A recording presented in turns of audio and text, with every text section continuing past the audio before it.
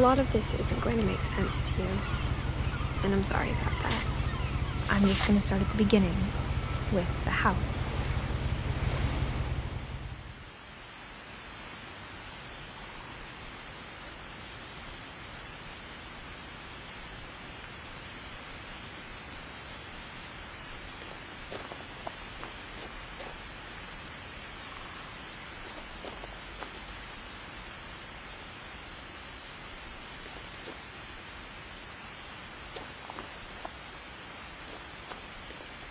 I lived here until I was 11, but I wasn't allowed inside half the rooms.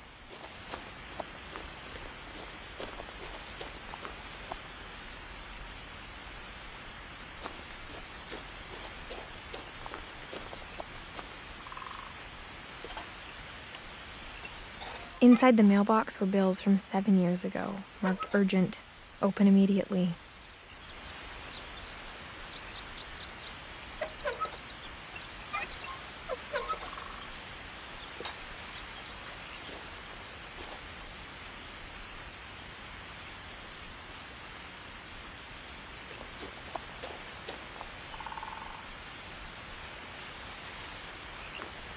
I hadn't been back since my brother Lewis's funeral.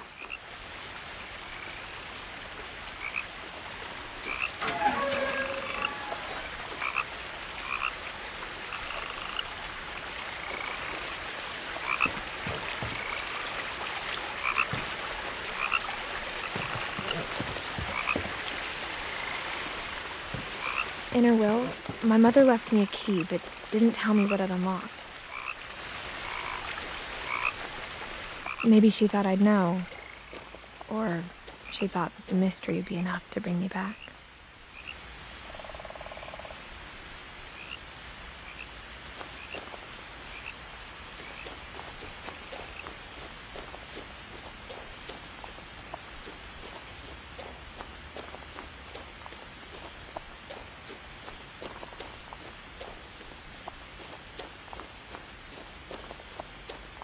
No one had driven this way in a long time, but I saw a few hoof prints.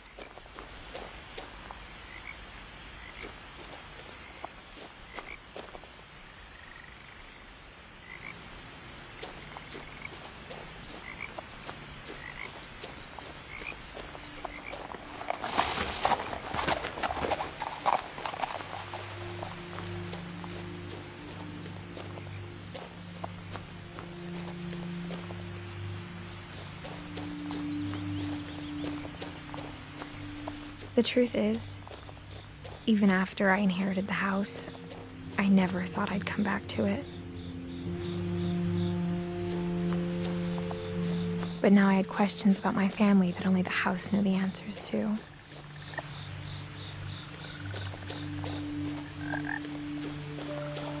The house was exactly like I remembered it, the way I'd been dreaming about it.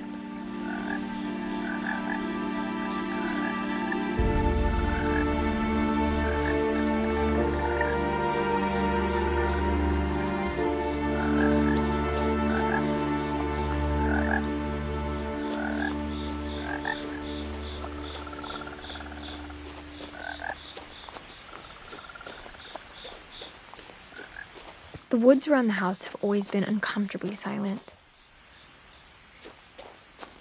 As if they're about to say something, but never do.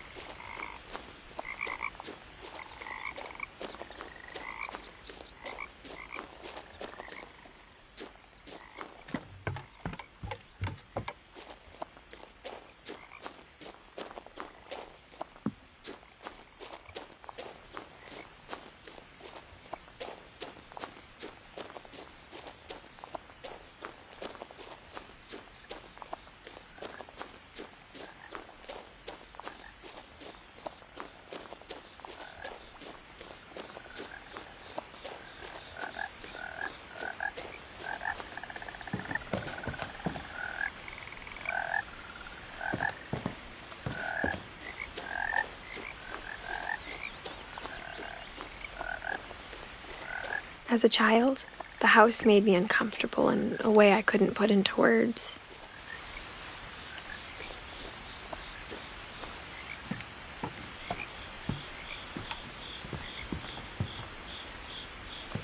Now, as a 17-year-old, I knew exactly what those words were.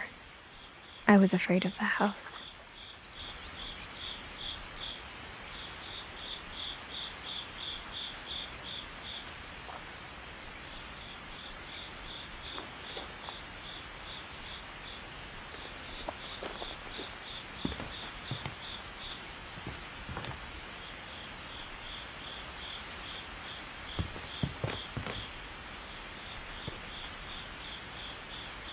I hoped the key might unlock the front door.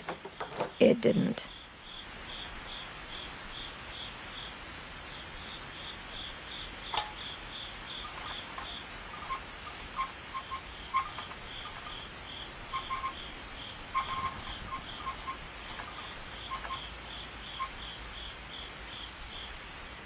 Looking in, I felt like the house itself had been waiting for me.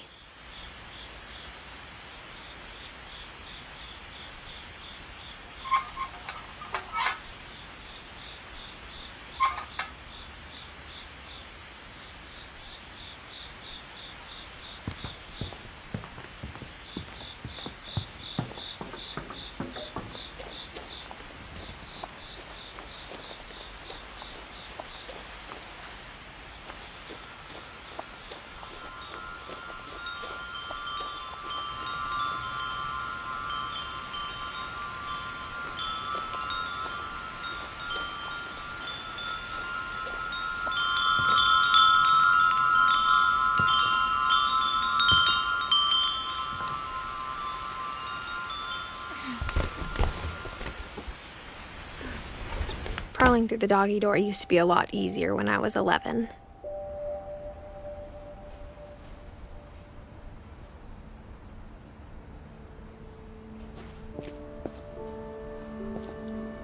The power had been turned off the night we left.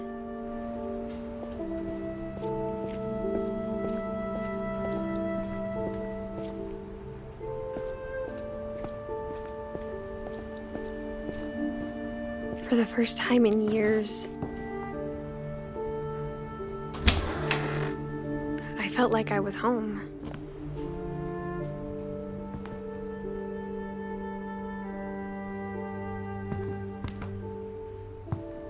But instead of a family, there were just memories of one.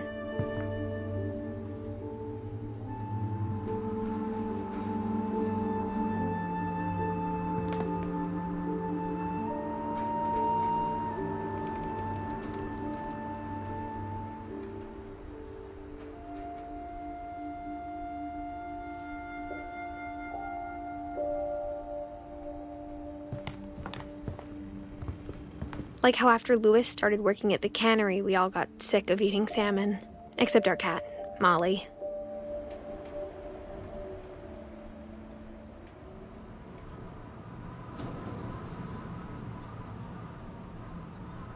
Or how only one restaurant would deliver to our house, so we had Chinese a lot.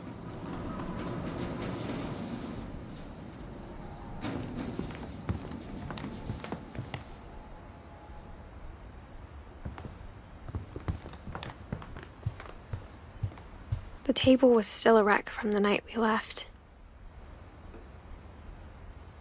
It was like a bomb had gone off, killing everyone but sparing the furniture.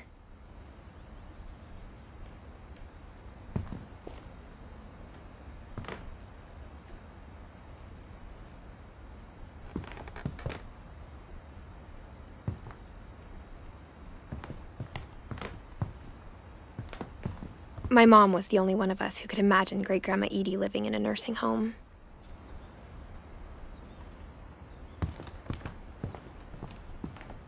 Nothing in the house looked abnormal. There was just too much of it, like a smile with too many teeth.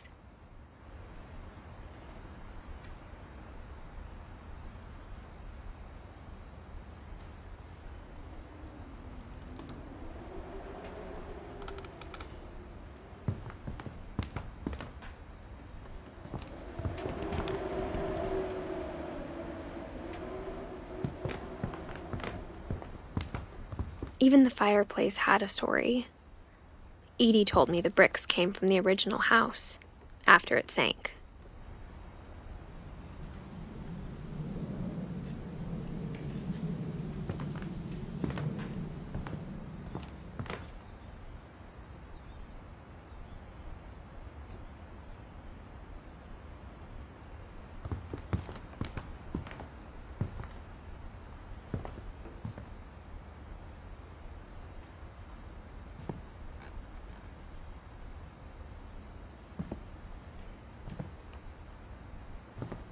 Mom always told me to stay out of the basement, so I wasn't too surprised when the key didn't fit.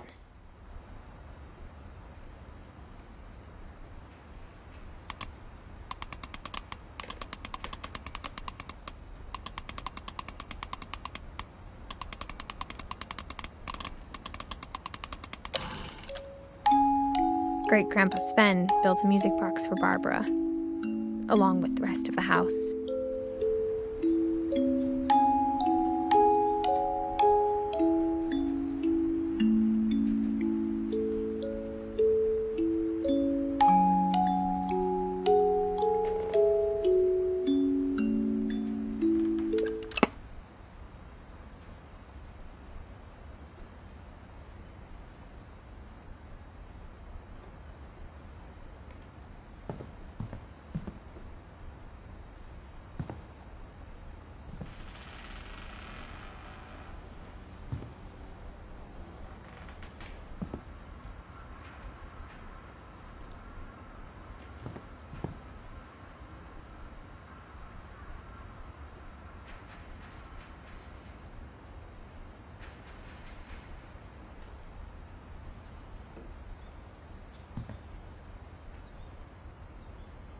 My mom wasn't much of an optimist, but she never stopped believing that my brother Milton was alive.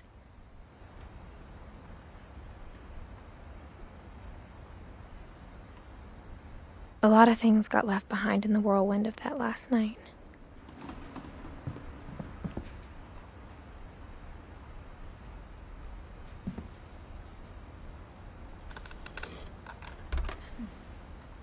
Edie told me once that every Finch who ever lived is buried somewhere in the library.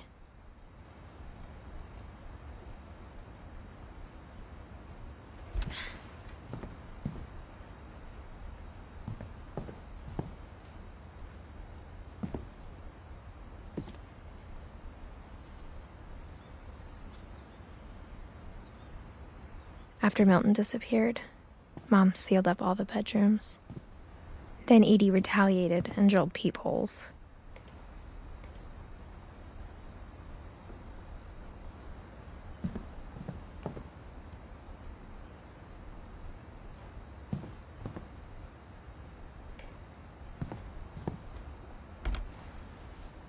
Molly always seemed like a girl I could imagine being friends with, if she hadn't died in 1947.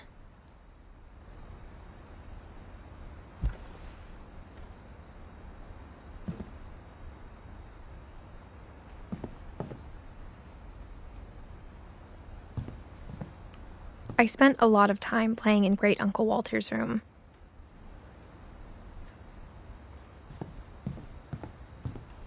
I think my mom sometimes regretted not sealing it up.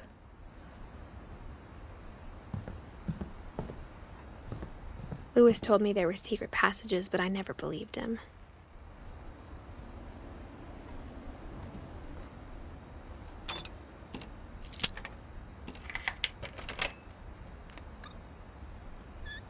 Turns out, my mom was really good at keeping secrets.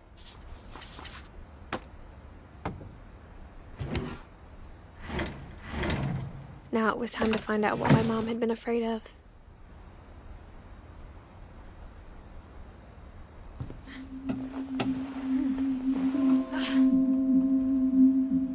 From the paintings on the wall, it was clear my brother Milton had been here before me. Reading this, maybe it sounds like I had a plan.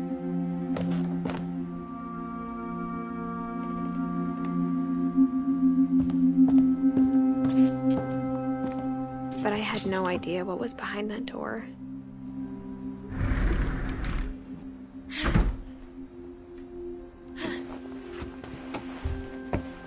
Just like I had no idea where all this was gonna lead.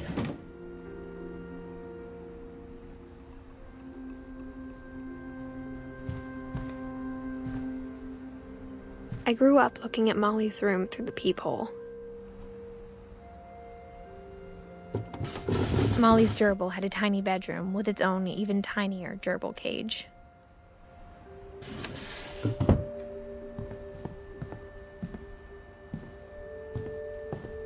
Being inside for the first time, I felt like I'd stepped behind a painting.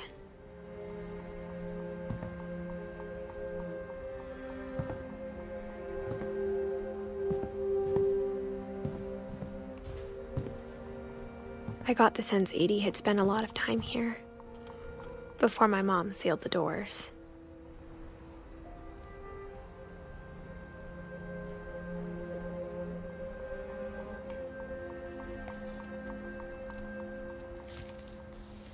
December 13th, 1947. Dear Diary, I'll be gone soon, but I wanted to tell somebody about what's gonna happen. It started when Mom sent me to bed without dinner. I woke up and I was starving, so I looked around for something to eat.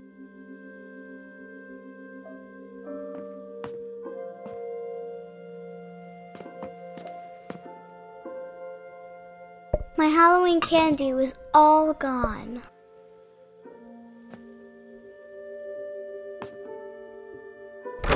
Mom, can I come out now? Sweetheart, it's late. Go to sleep.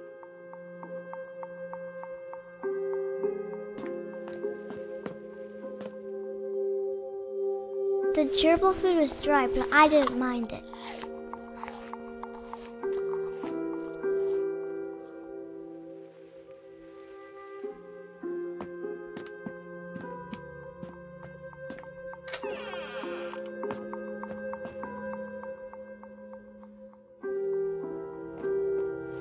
I kept eating and eating.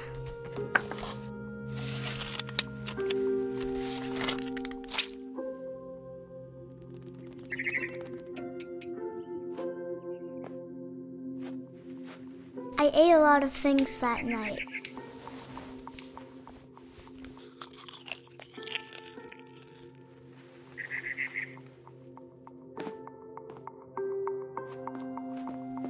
Then I heard chirping outside my window.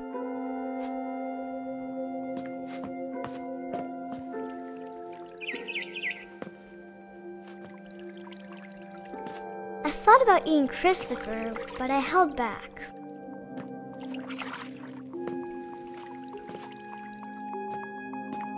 It was a barn swallow going back to her nest. I reached out for her.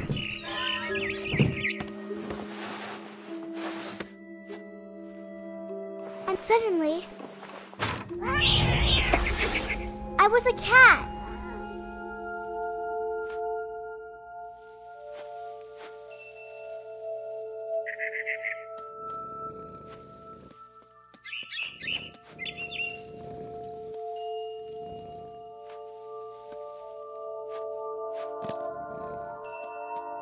I tried to be quiet, but the bird was really scared.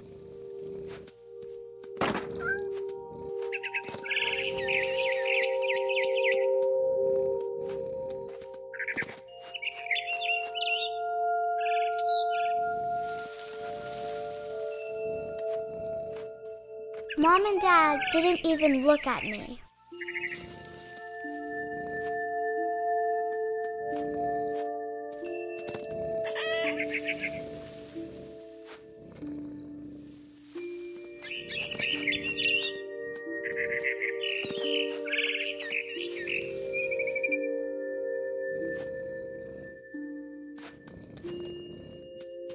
I jumped and I almost got her.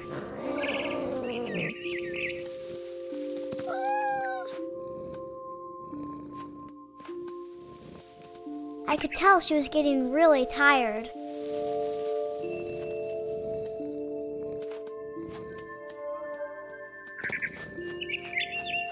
Now I was up in the big tree. I promised Dad I wouldn't climb it anymore. All I cared about was eating that mama bird.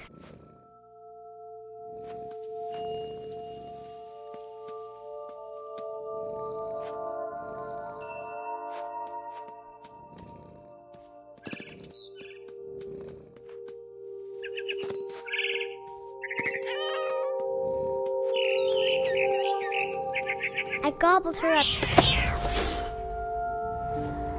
And suddenly, I was an owl. First, all I heard was the wind. Then I heard little teeth nibbling in the grass.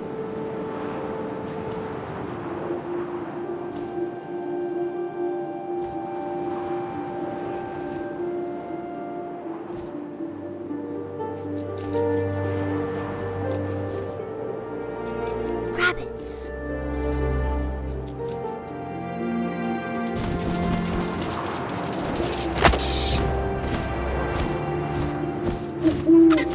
I imagined his face looking up and seeing mine through my talons. I swallowed him up, and I didn't chew one bit. Then I flew off to find something bigger.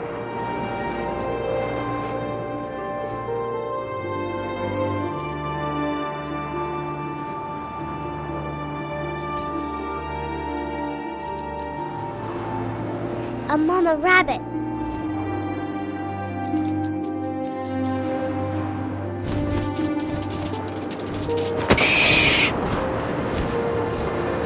She was almost too big to carry. I started choking, but I couldn't stop eating. And suddenly, I was a shark.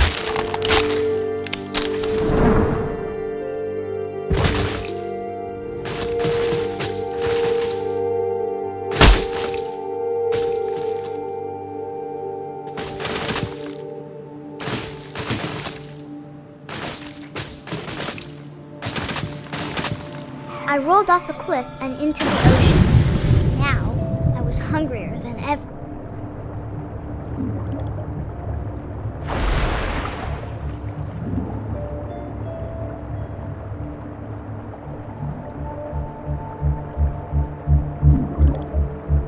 I wanted fat, juicy seals.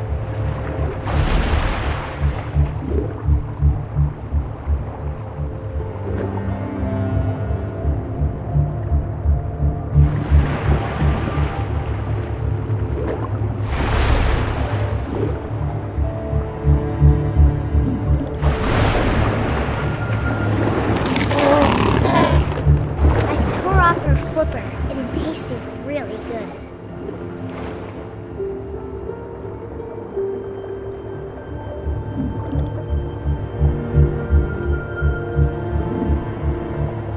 I grabbed on tight, but I was so hungry, I jumped out of the water. When I opened my eyes, everything had changed.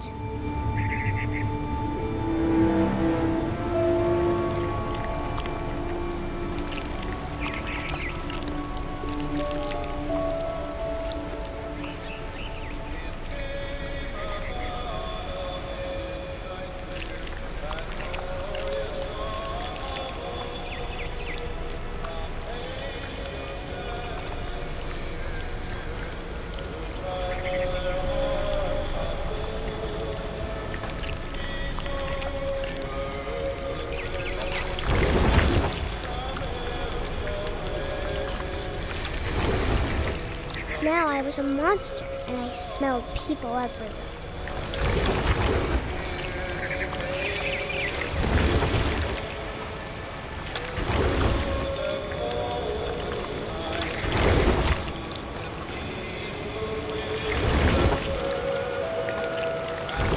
I was big, but I moved real quiet.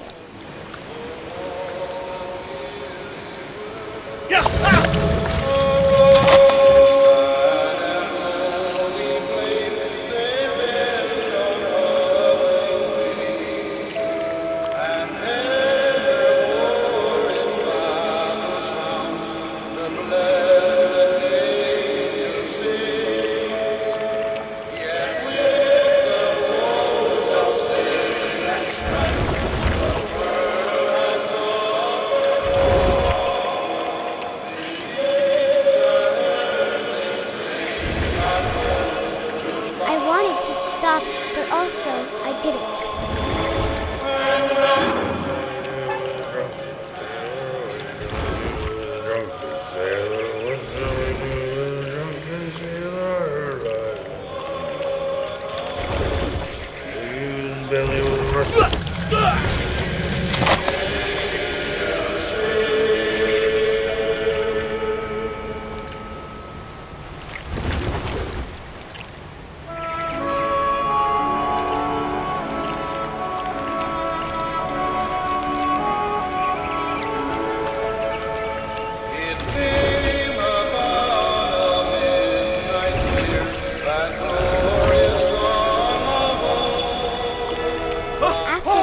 Passenger, I was still hungry. And across the water, I smelled something new. Something I had to have, so I swam towards it.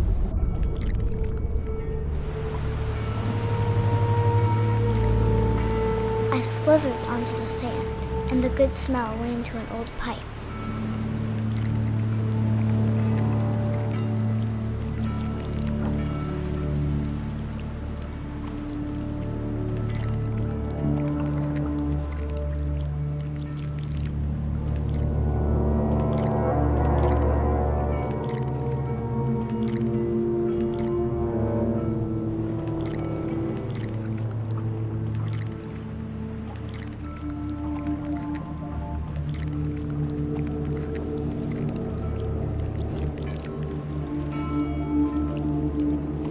I got closer and closer.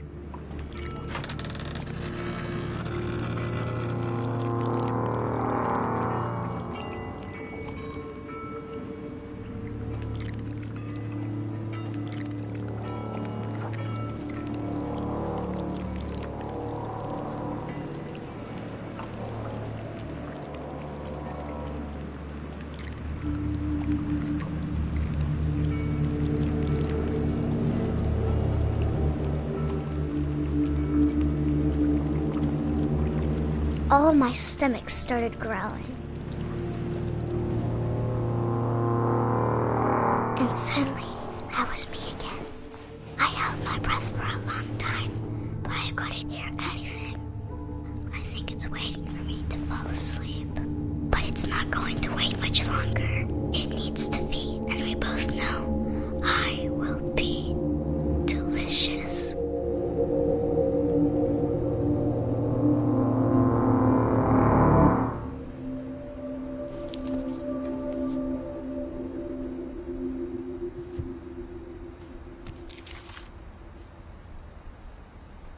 I'm not sure if I believed all of that, but I'm sure Edie would have.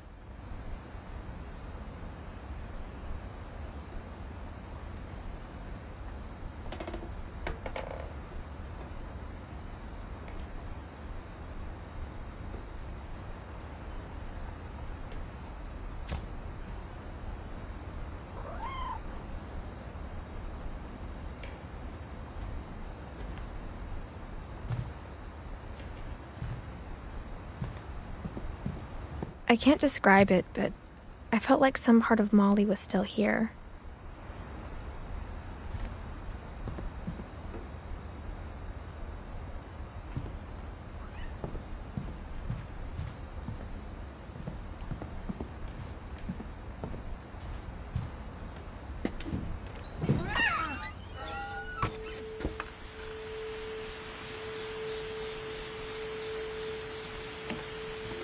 This will be obvious later, but my mom never told me any of these stories.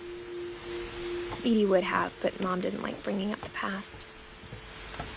Though, when we adopted a stray kitten, she was the one who named it Molly.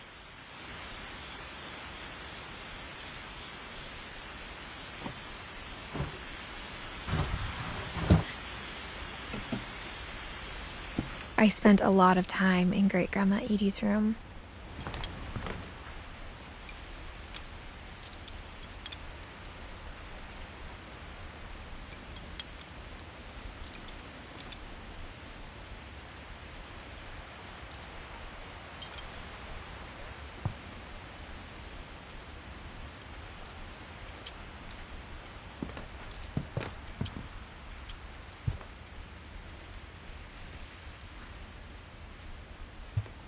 Louis died a week before we left, but Edie had already started to memorialize him.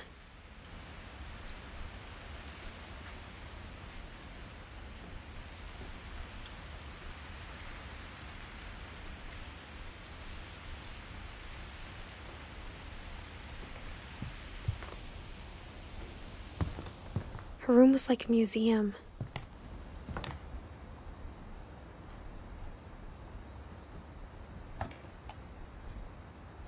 For 500 years, the Finches have been famous throughout Norway for their fortune and misfortune.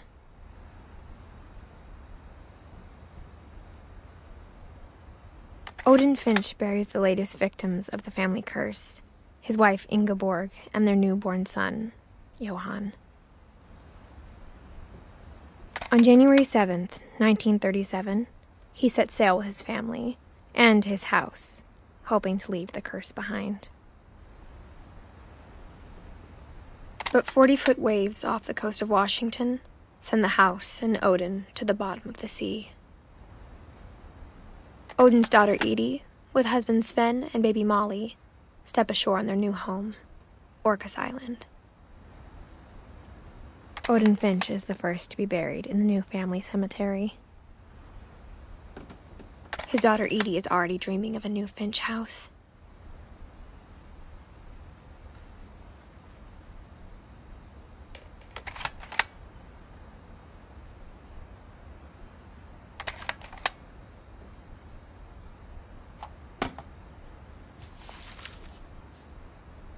Whatever's wrong with this family, it goes back a long ways.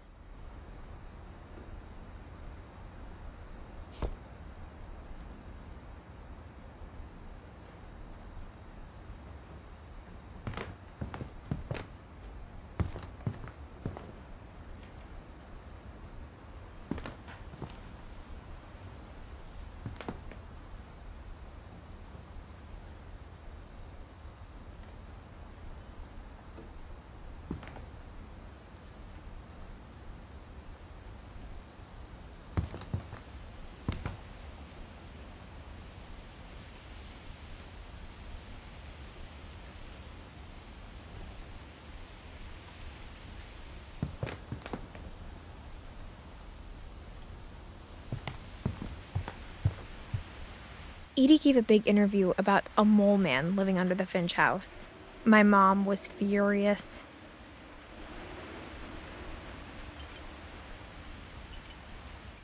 I hadn't thought of myself as Edith Jr. for a long, long time.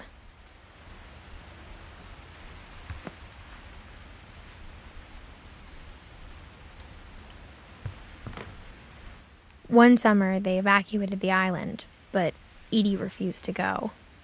For a few weeks, she was a celebrity.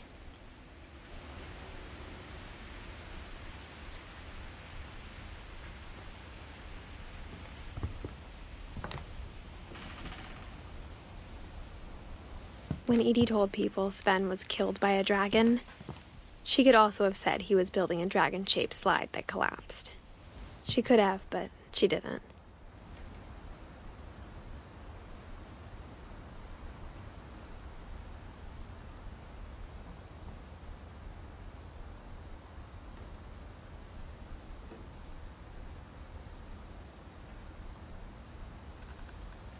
Even in her 90s, sometimes Edie seemed a lot younger than my mother.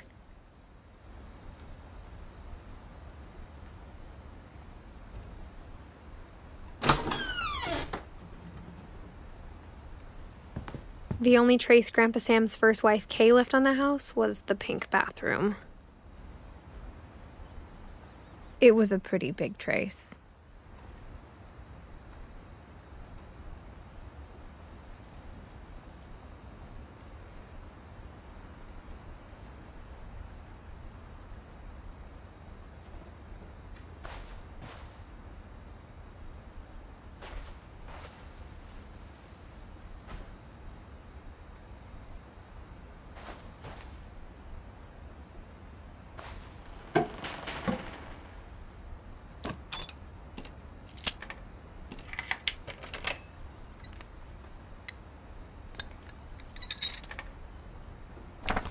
There's a secret in this bathroom.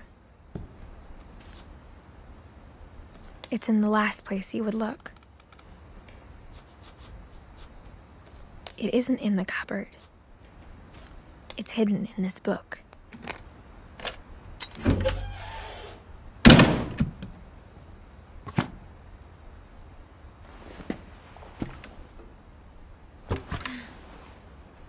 Sven gave Sam an old camera he'd refurbished. He never put it down.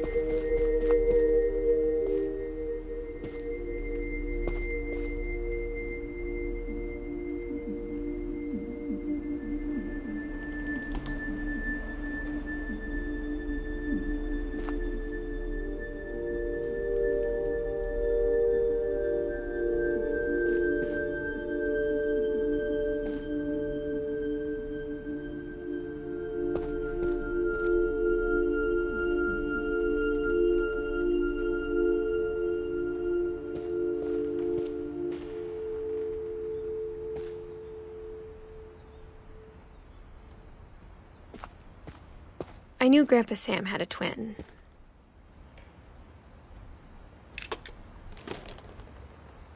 And that he never talked about him.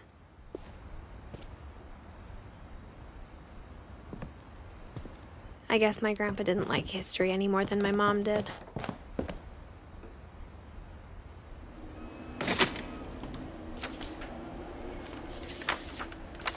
How I Want to Remember My Brother by Sam Finch. The thing I remember is that when he made up his mind, that was it.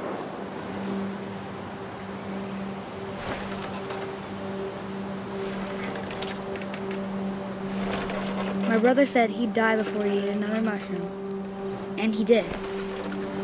At Barbara's funeral, we swore we'd never be afraid again. And he wasn't. I think Calvin always wanted to fly.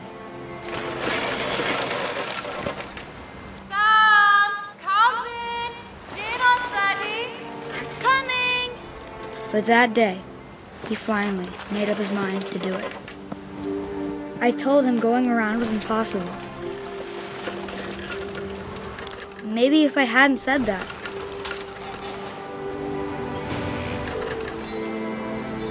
Alvin, I'm not gonna tell you again. Maybe if the wind hadn't picked up, then maybe he'd still be here. But I doubt it. I think he'd already made up his mind. That's what I want to remember about my brother.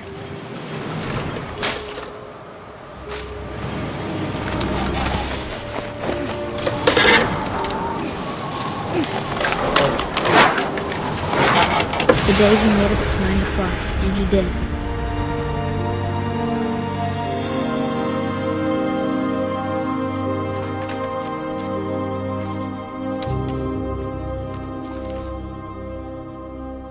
Calvin's story felt strangely familiar.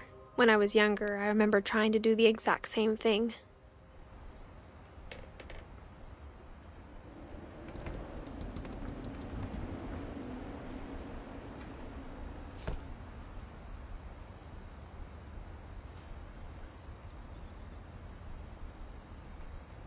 After the funeral, Edie roped off Calvin's half of the room.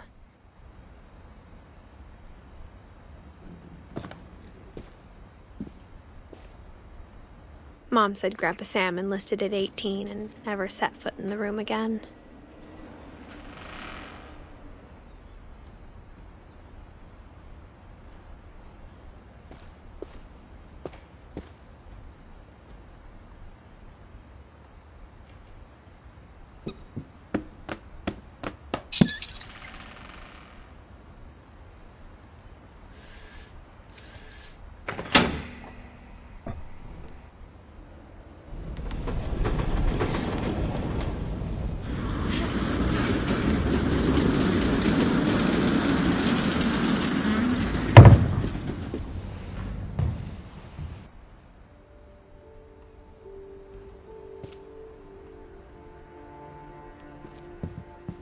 The passages were a pretty tight fit.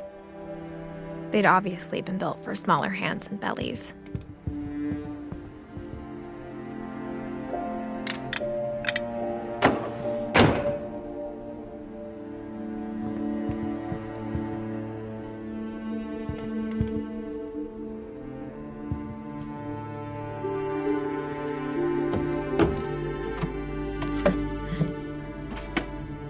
Growing up, I always thought of Barbara as a child star.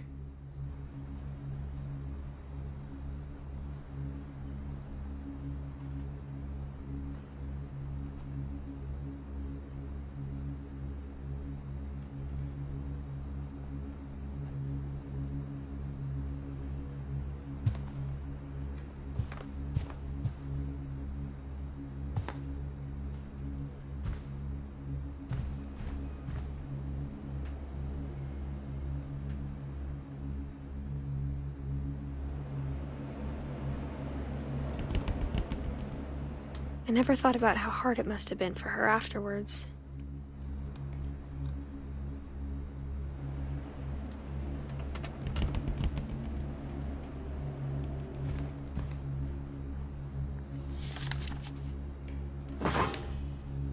Of all the stories people wrote about Barbara's death, I'm surprised Edie saved this one.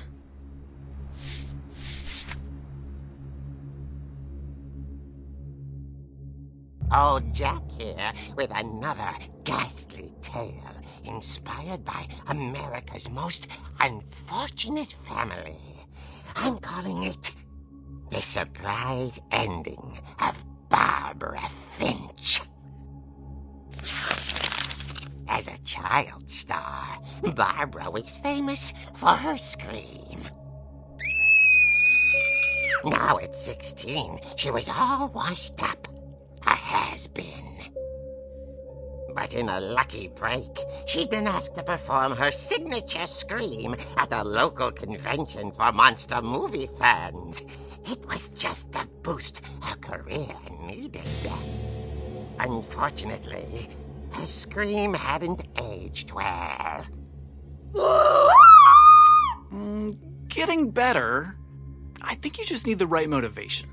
Her biggest fan and current boyfriend, Rick, was about to demonstrate when... Now that was a great scream. It was Barbara's father, Sven.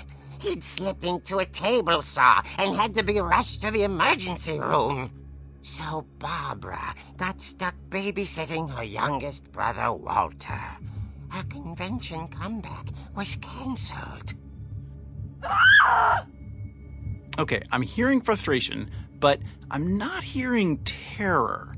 What if I tried... A gang of hoodlums in Halloween masks have been terrorizing Orcas Island tonight. Police are urging residents to... That came from the basement. You're right! Also, I loved your delivery on that. Why is your basement door locked? Because my dad likes making puzzles and secret passages. There's a key hidden in the music box. The secret is to keep winding and winding until finally the key pops out. Thanks, babe. I'll be back in a sec. 20 minutes later, Rick hadn't returned. So Barbara went to look for him, right on cue. She reached for the music box.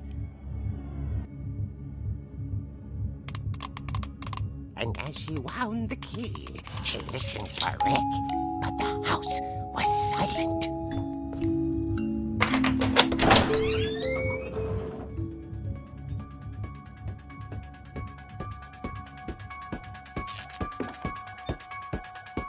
Rick? Are you okay? She found Rick's crutch and imagined the worst.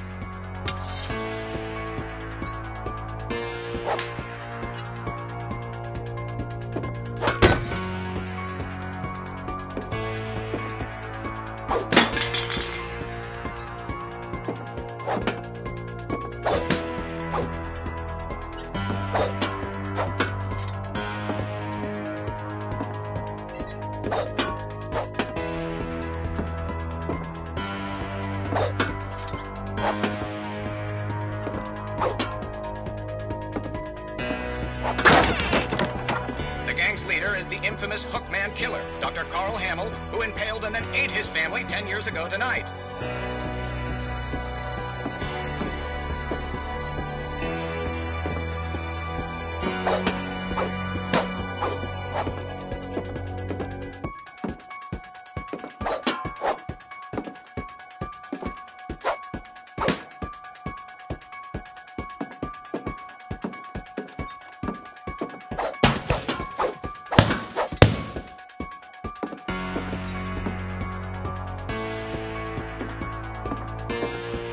Old Finch rattled and grew still.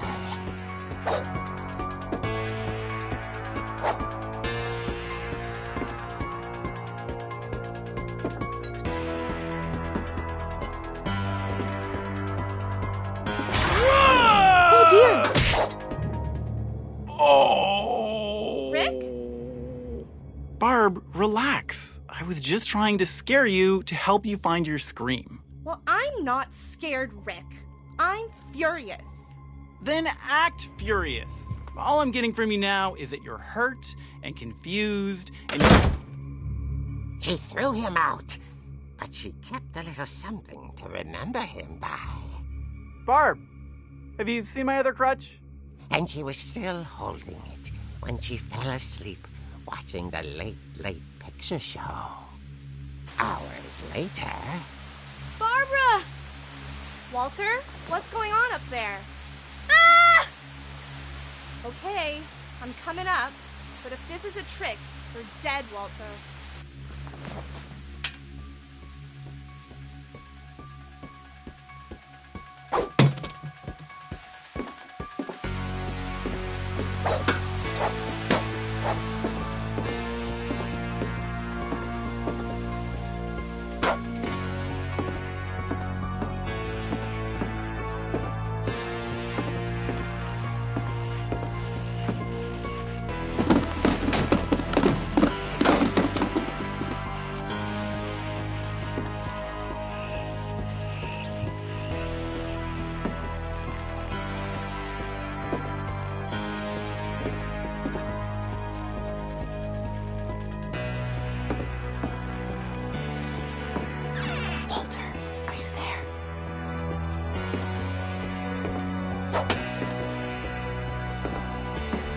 Walter had vanished, but his bedside radio was still on. Orcas Island police describe the man as 6 feet tall, with a steel hook for a hand. Residents are urged to lock all doors and windows and notify the police of any suspicious activity. Barbara turned, saw the hook man, and was speechless. He was quite smashing. And there he was. He couldn't get enough of Barbara. Okay, Barbara, there's gotta be another way out of here.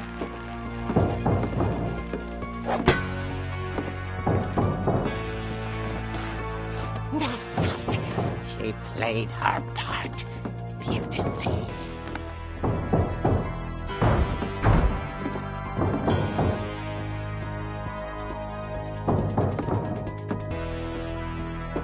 Molly's door hadn't been opened in years.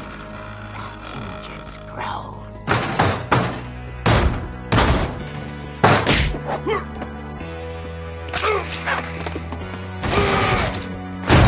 He wasn't moving, but she sensed the story might not be over yet.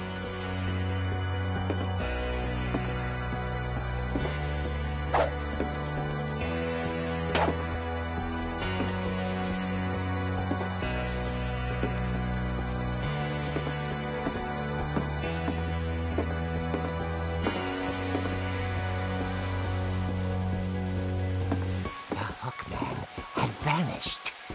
She listened for his breathing, but all she heard was...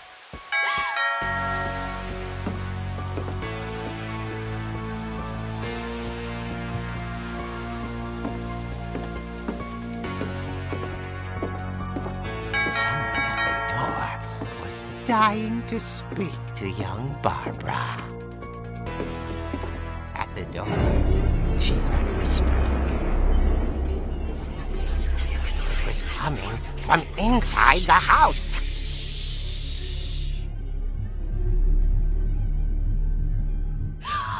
Oh dear.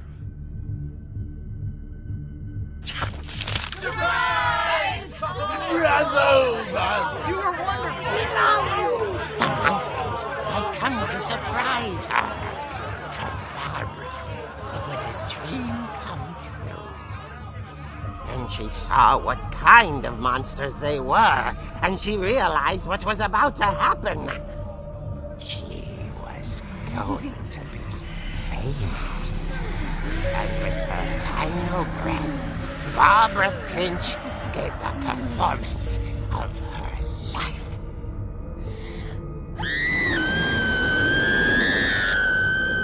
I wasn't there myself, but I hear Barbara was magnificent.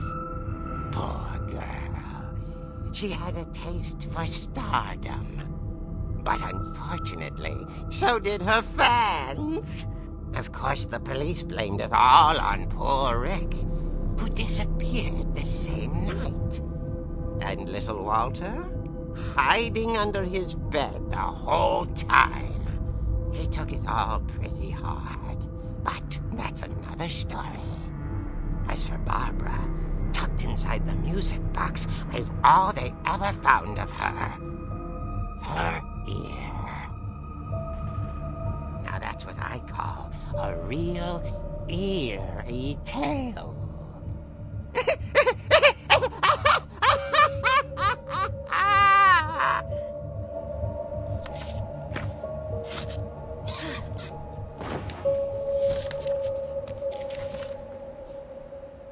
Edie told me all Barbara wanted was to be remembered, as absurd as that comic was. Maybe what Edie saw was a happy ending.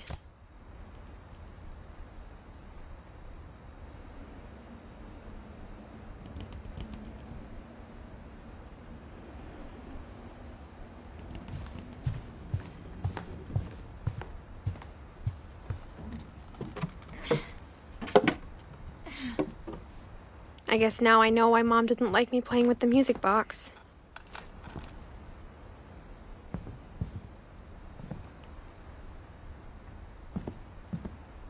Whenever people ask me about my family, the first thing they always want to know about is Barbara.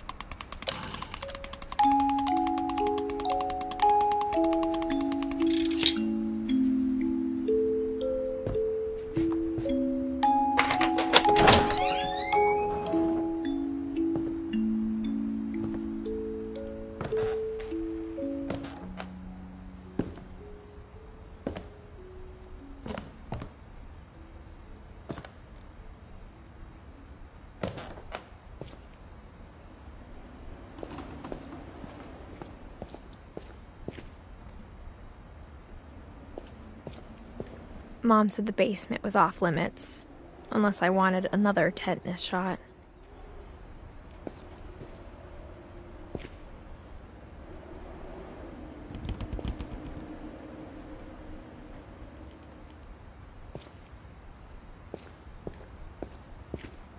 I saw Edie sneak down to the basement once, carrying packages.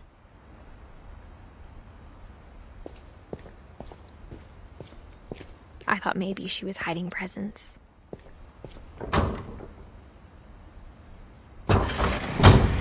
It turned out she was hiding a lot more than that.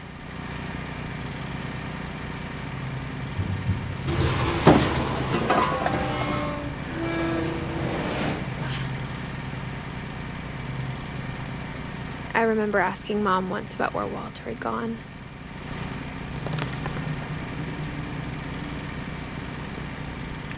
She said after Barbara died, he got as far away as he could.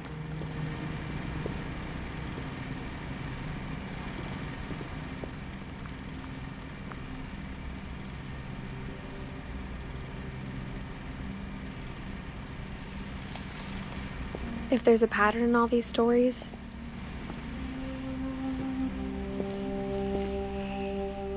I think it's that none of us has gotten very far.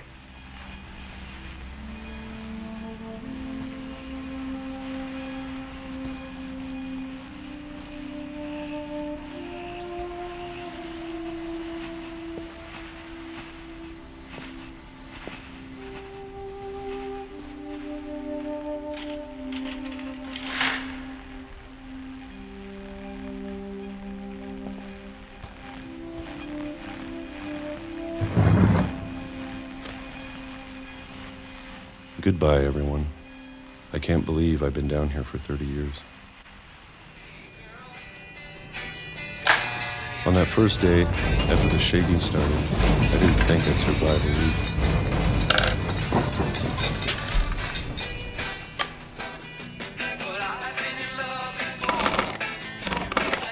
But after a few days, I settled into a routine.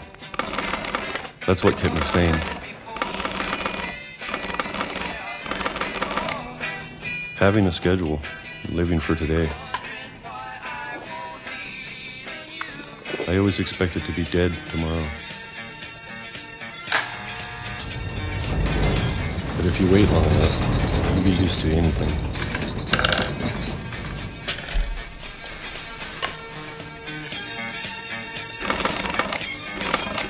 Even a monster on the other side of the door starts to feel normal.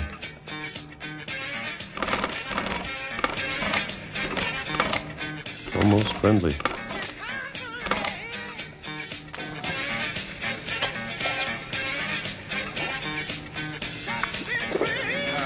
And then one day, everything just stopped. Whatever that thing was, it was gone. Maybe it got tired of waiting. Or maybe I just got tired of being afraid.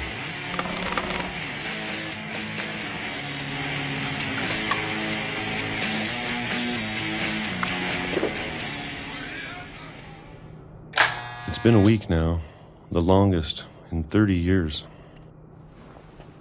I'm done waiting. I have to leave while I still can.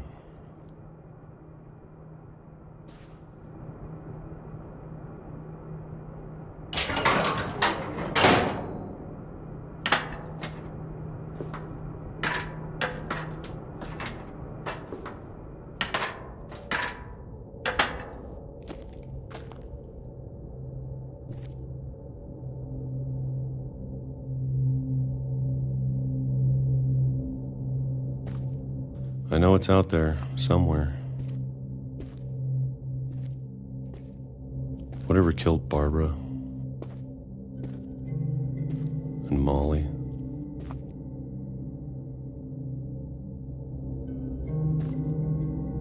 and Calvin. Maybe this is all a mistake. But I need to stop living the same day, even if it kills me.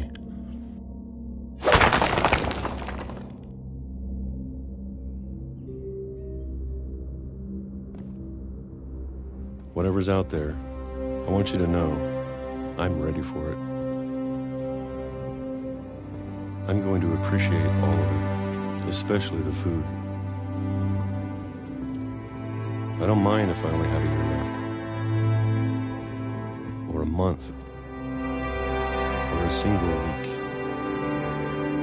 I'd be happy with one new day. I can already imagine the sun on my face.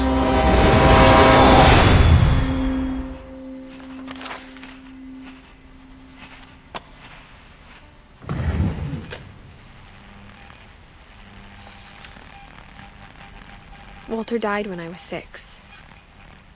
I can't believe my mom never told me he was down here.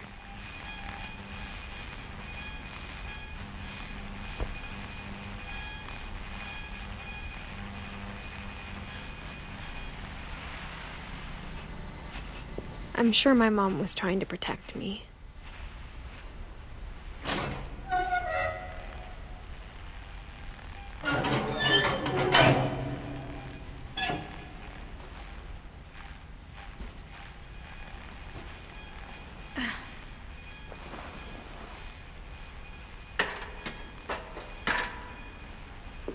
Maybe she was afraid I'd end up like Walter.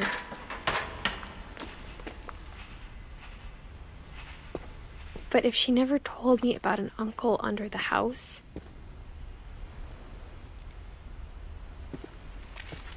I can only imagine what else she was hiding.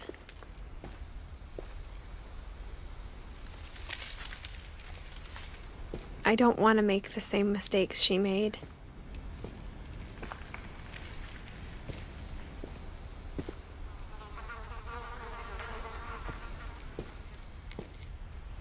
Trying to bury something that's still alive.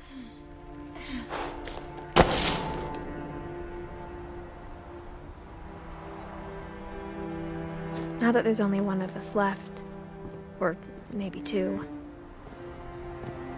I thought it was time I heard the stories for myself and found out what happened to everyone else. But now I'm worried the stories themselves might be the problem. Maybe we believed so much in a family curse, we made it real.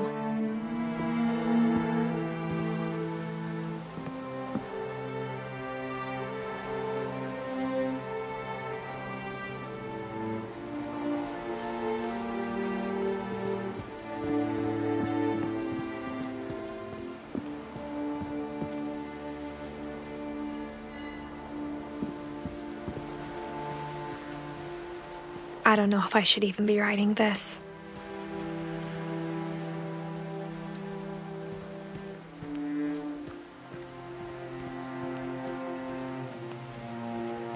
Maybe it'd be better if all this just died with me.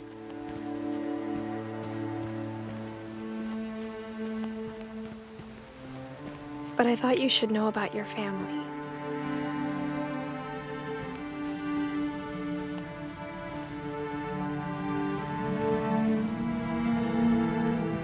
And the history you're a part of.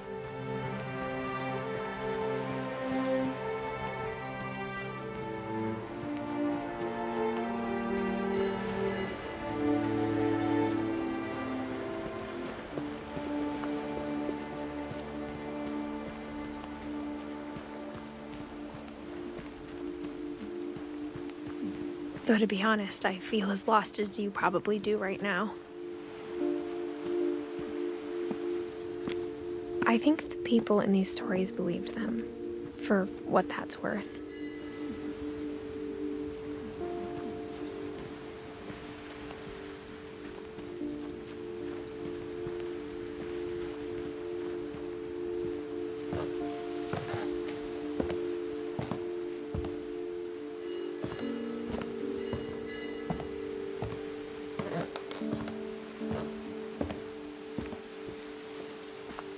And when you look at the house, that history of imagination and stubbornness and madness, any of it seems possible.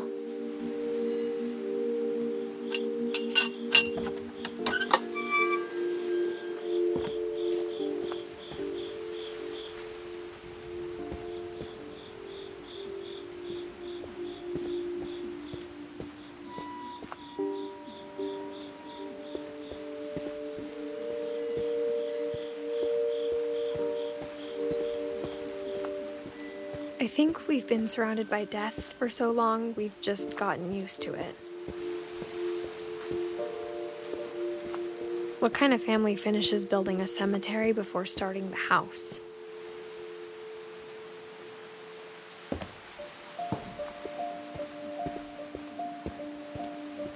It's embarrassing for me to admit this, but the pet cemetery made me more uncomfortable than the human one.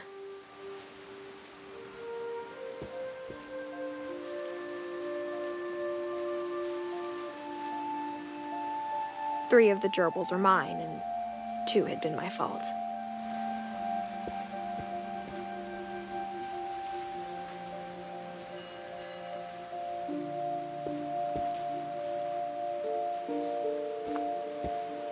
Sven built the house, but it was Edith who designed the cemetery.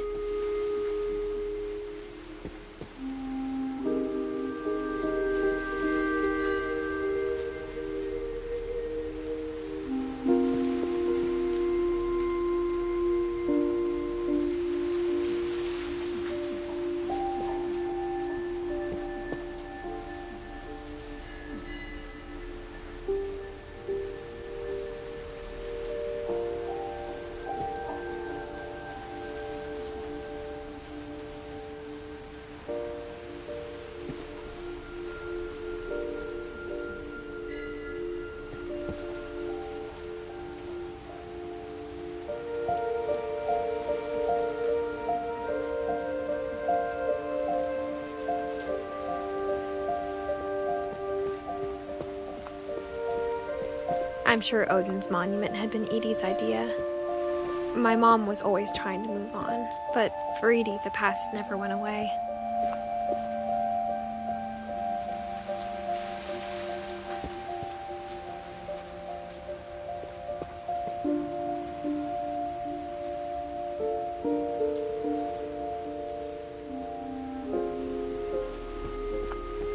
She could see it poking out of the water at low tide.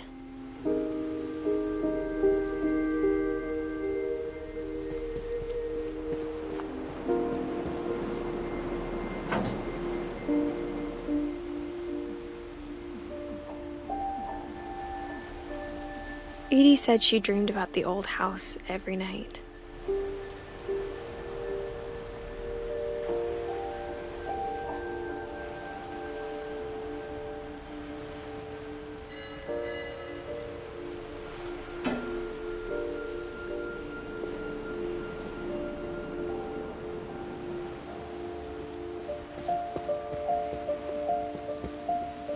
Edie's side was always easier for me to understand. But the older I get, the more I can see where my mom was coming from. Her dad had been pretty strict, but it wasn't enough to save her brothers. She was just trying to do better.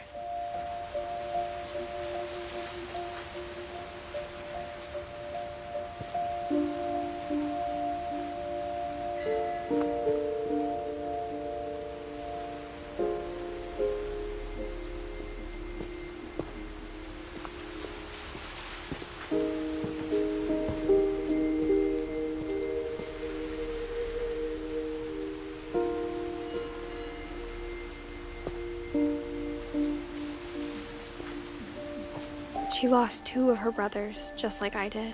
I get why she tried so hard to protect us.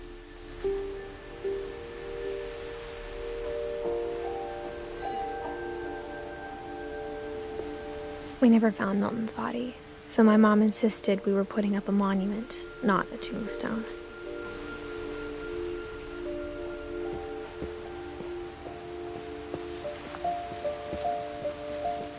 There's so many things I wish I could ask my mom now.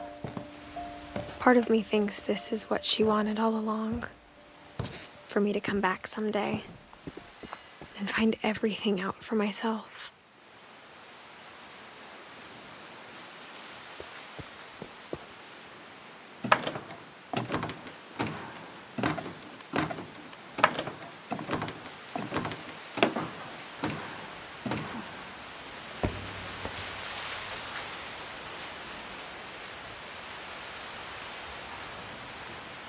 But looking back on it now,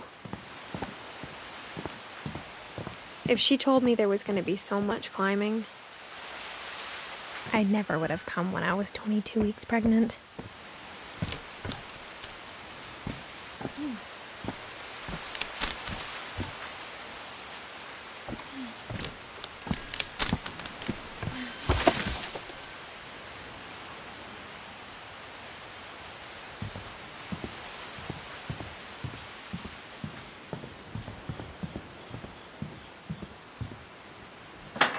I never met Grandpa Sam, but I think he and my mom had a lot in common.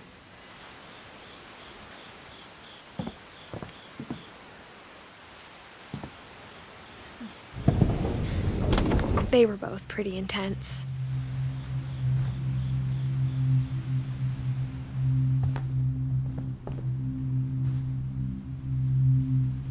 Sam spent his life shooting photos, but Mom said he got nervous being in front of the camera. I guess we're all afraid of something.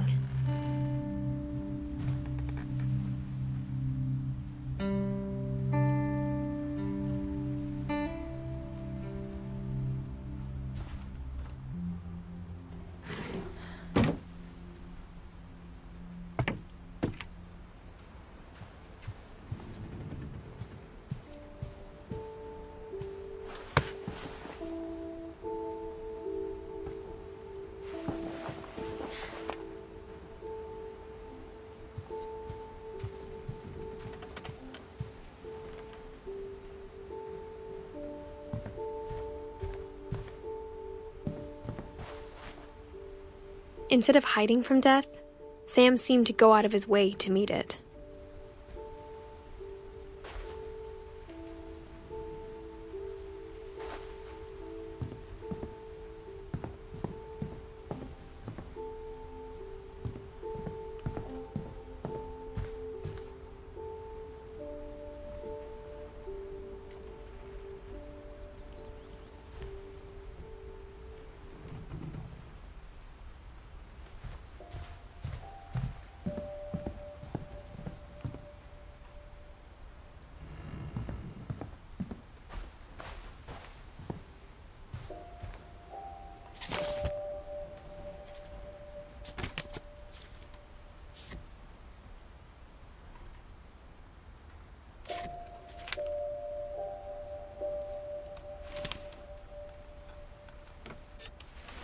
Dawn, I promise, you'll never forget this weekend.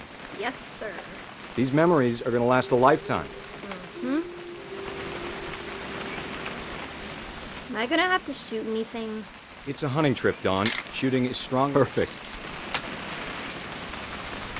It's gonna rain the whole weekend, isn't it?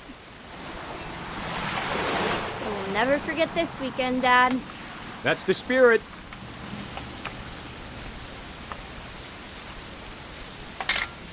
Okay, got it. I'm gonna take some pictures, okay? Just be careful. That camera's older than you are.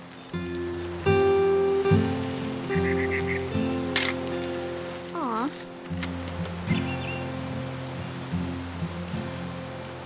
You're right, Dad. It's starting to clear up. Still freezing, though.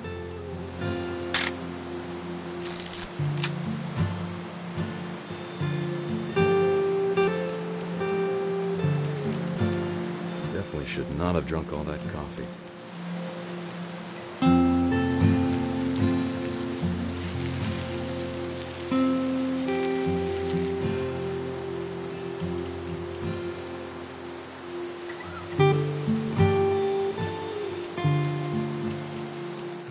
Nothing quite like being outside. Hold still while I take a picture of you. I definitely won't be moving. Are you done yet? Does it sound like I'm done? Oop. A little more gas in the tank, I guess. Hey! That's a keeper. I'm just saying, I'm not always gonna be here, Dawn. You'll need to remember this stuff, if you want to survive. I'll be fine, Dad. You know who else thought he was gonna be fine? Some guy who died. Dawn, I'm being serious. I know, Dad. You're always serious. Doesn't being out here make you want to chill out? To tell you the truth, I haven't been out here in 20 years. Dawn, don't you think you could find something more interesting to photograph? Last time I was with my brother Calvin. Man, that was a great trip. Your grandpa Sven taught us how to fish, how to build a fire. We found an old logging trail. There were deer everywhere. Dad! Good eyes, Dawn. Before you take the shot, let me get a picture of you. Dad, I... Just breathe. Turn off your imagination. Focus on your target.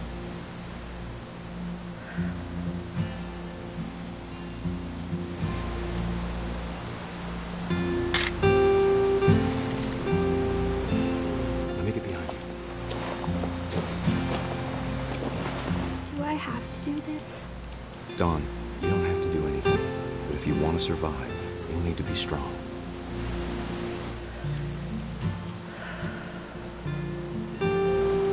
Now keep yourself squared up, elbows down, like we practiced, whenever you're ready.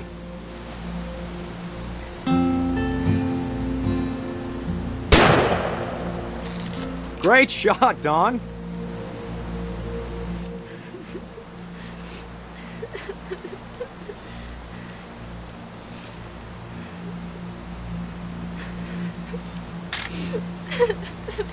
I'm proud of you, Dawn. Always remember that, okay?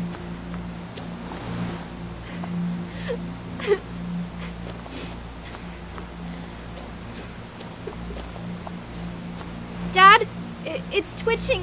I think That's totally normal, Don. Just focus on the camera. Try not to think about— Dad!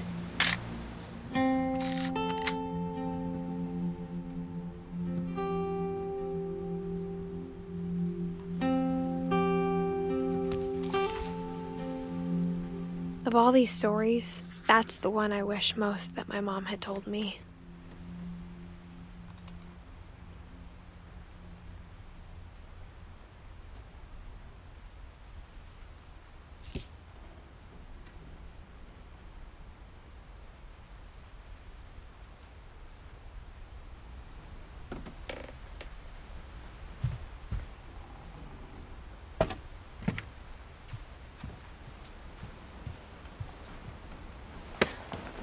After Sam died, my mom and Edie got really close.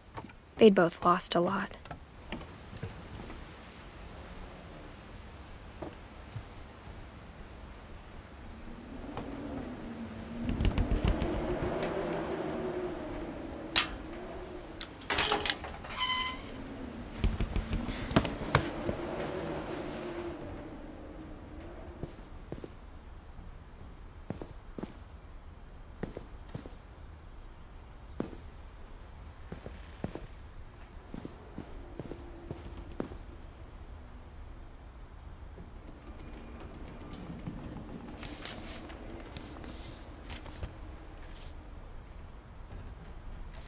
Dear Kay, do you remember the way Gregory used to laugh when he thought he was alone? Like something funny was happening, but only he could see it.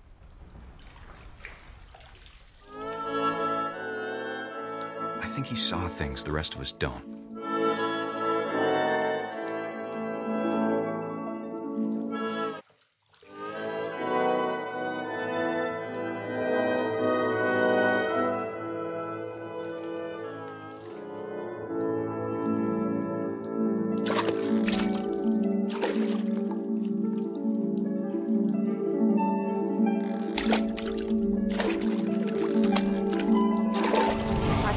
Gregory, it's time to... Hold on, sweetie. Hello? Sam, I told you I don't want to talk right now. I wonder what he saw. What his world was like.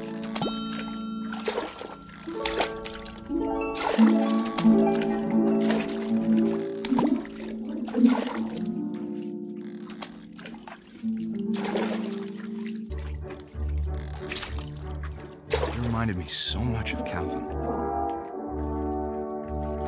Lost in his imagination.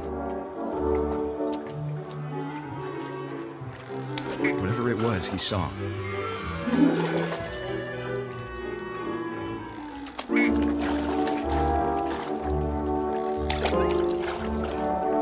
It sure made him happy.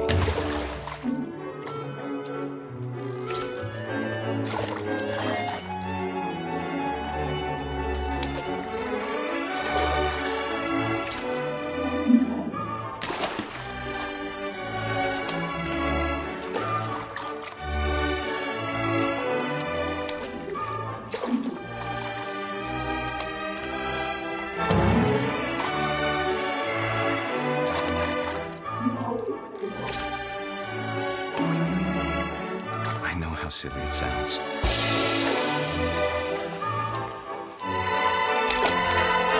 I worried about a baby being too happy. But I could feel him slipping away. Sorry about that, Gregory. I know you did everything you could. Maybe if I hadn't called that night. Damn it. Hold on, I don't want Gregory to hear this.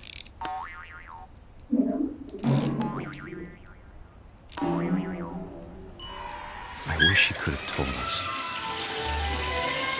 about the world he saw.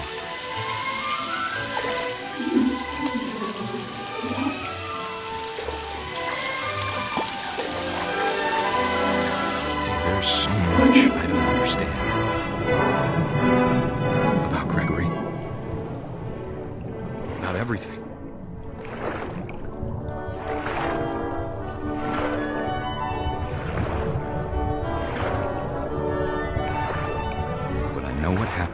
wasn't your fault.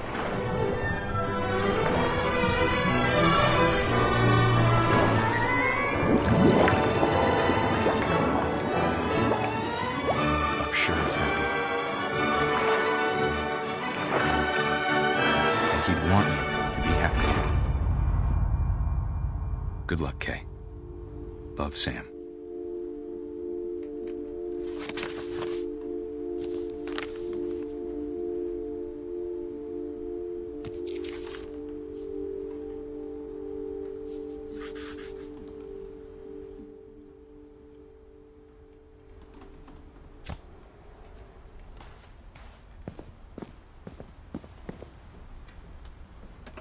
I can't imagine my mom ever writing poetry, and yet...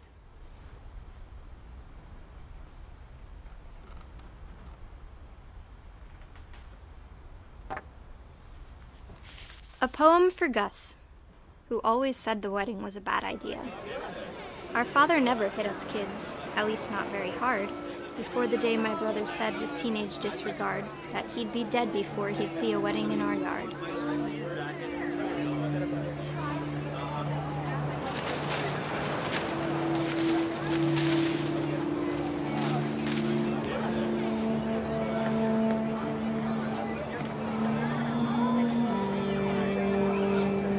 Father made him come, of course, but Gus stood far apart, just flew his kite and bottled up the storm inside his heart.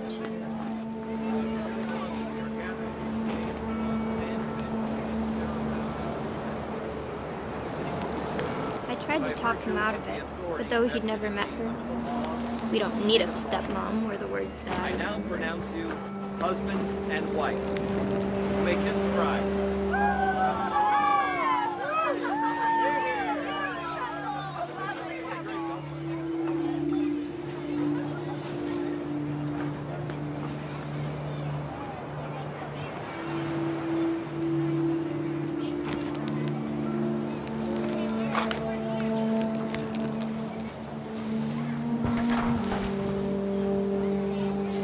When the time for photos came, Dad ordered him to come here.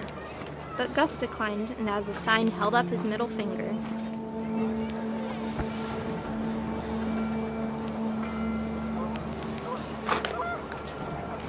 The wind picked up, and panicked geese appeared and quickly went. But all the humans did that day was go inside the tent.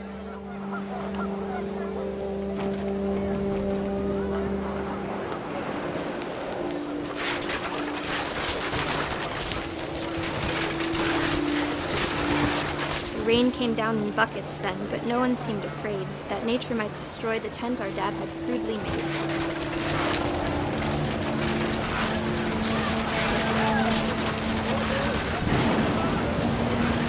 The thunder sounded much too close and full of angry power, but all my father said to this was, "Make the music louder."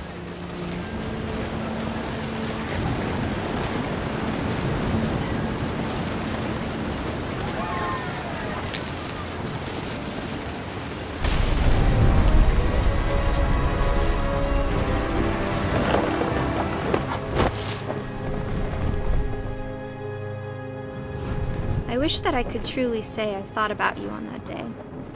Out there on the beach alone, just you, the wind, the sea, and foam. But I didn't, until we found you.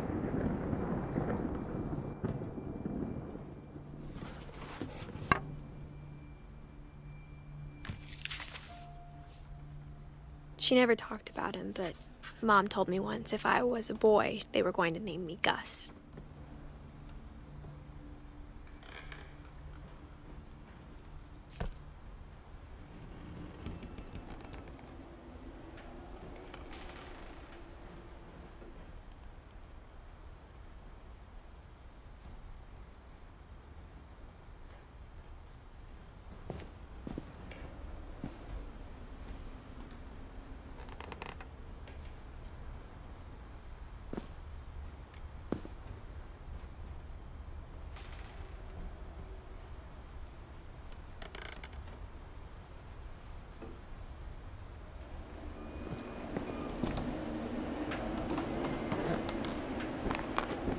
My mom moved up to the loft after her brothers died. At the time, it was as far away as she could get.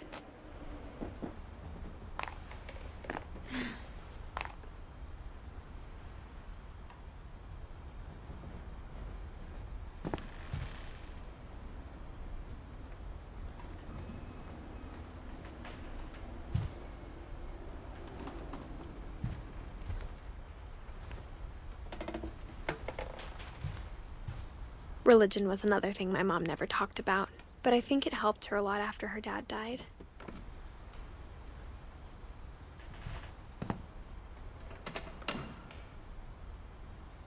She spent a summer building houses in Calcutta, where she met my dad, Sanjay.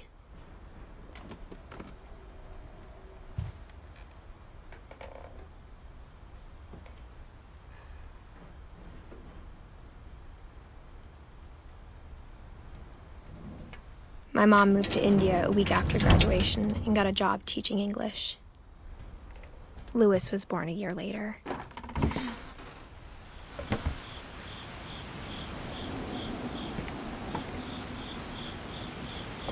When my dad died, I don't think Mom knew where else to go.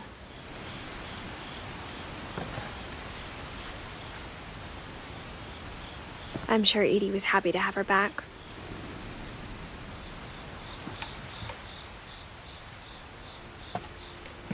And to see kids in the house again.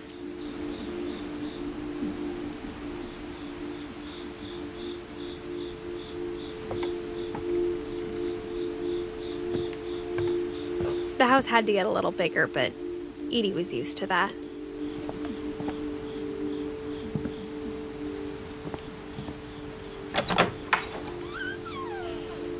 And for a while, things were good, almost normal.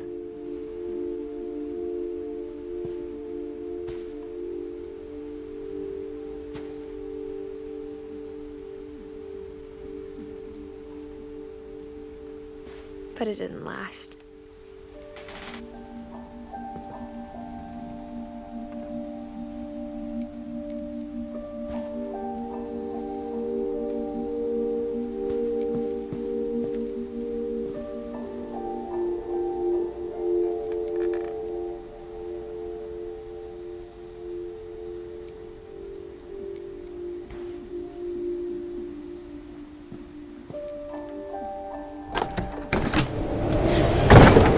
The beginning of the end was Milton's 10th birthday, when Edie gave him a castle.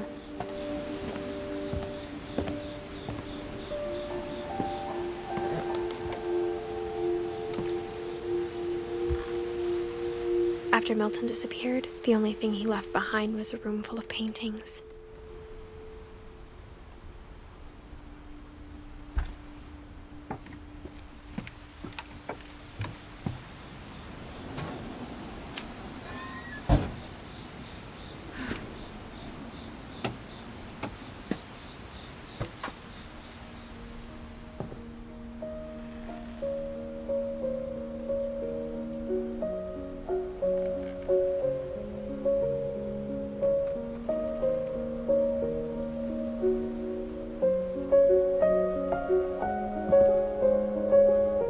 I think Edie was happy to finally have another painter in the family.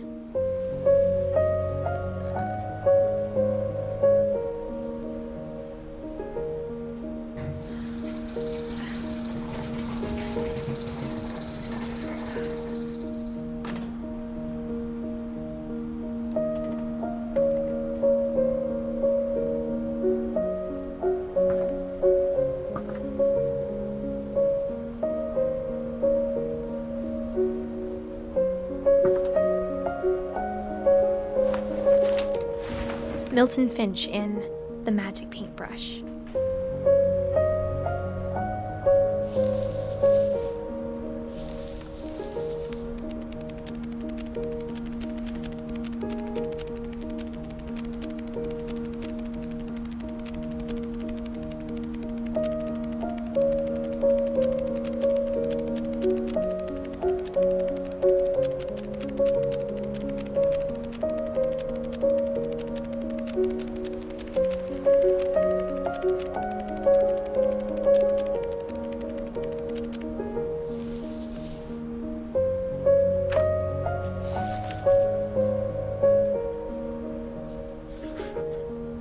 I was 4 when Milton disappeared.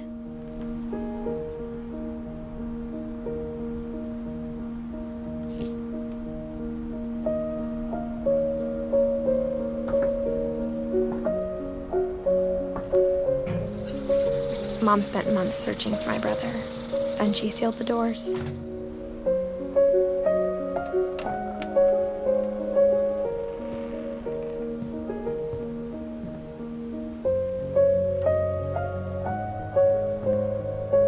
Whatever Milton had found in the house, Mom didn't want it getting out.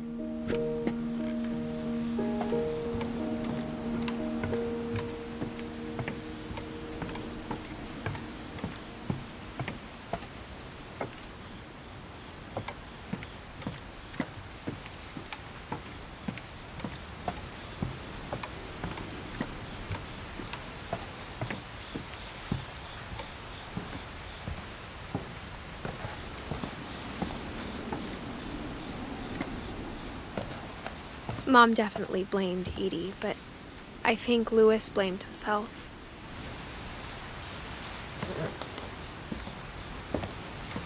After he graduated, he just spent more and more time in his room, until Mom got him a job at the cannery.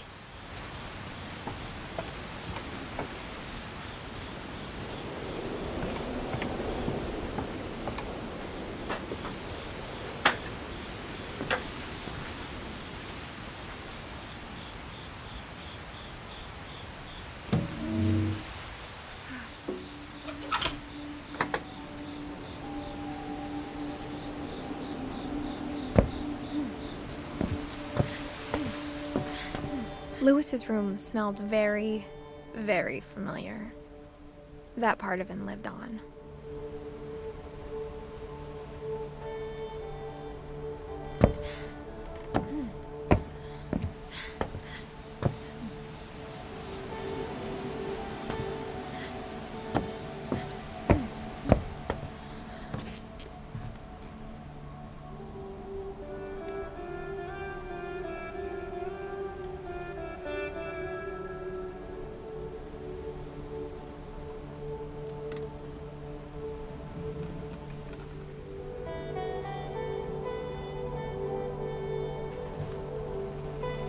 He was so proud of being Indian.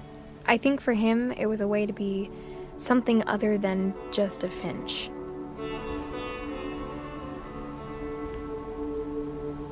Louis and I spent a lot of time playing games together, but he was surprisingly bad at them. He died a lot.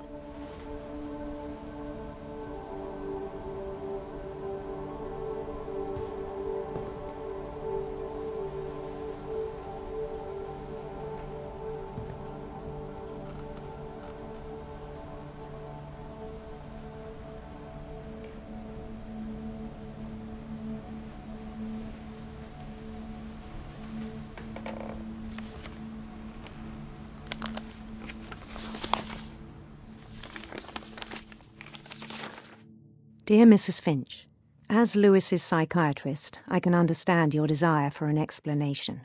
As I see it, the trouble began in January, shortly after we convinced your son to seek treatment for substance abuse. Newly sober, I believe Louis first noticed the monotony of his daily life.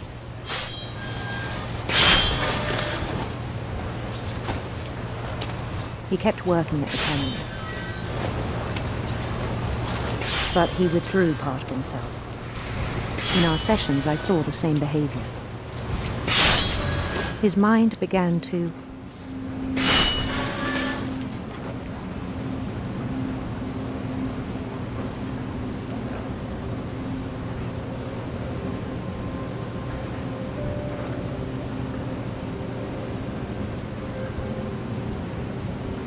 wander.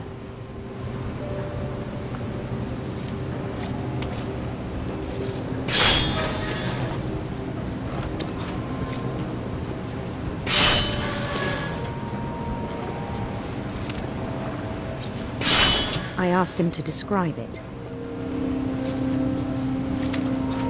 He said he started small.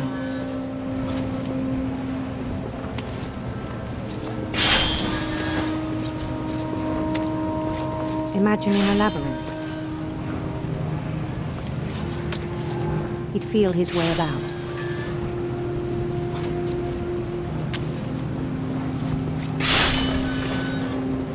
Then something moved.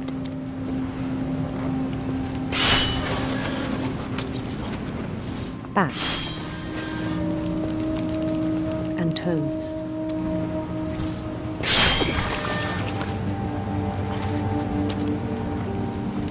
And things that have not names.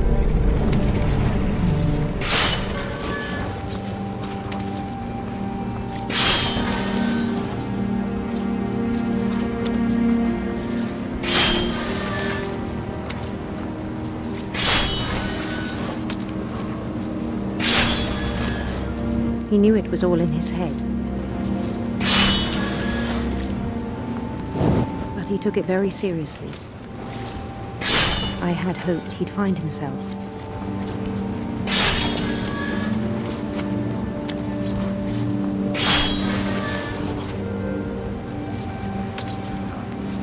But he found something more.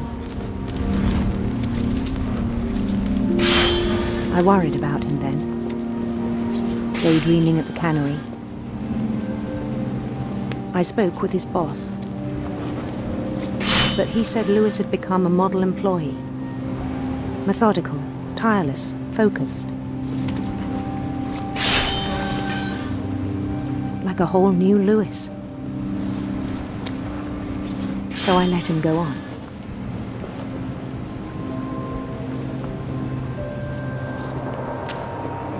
I even encouraged him.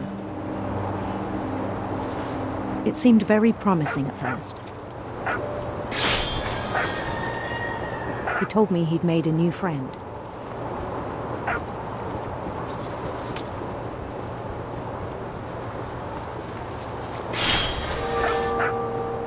On the edge of a city he named Lewis Topia. He built the city up slowly, brick by brick.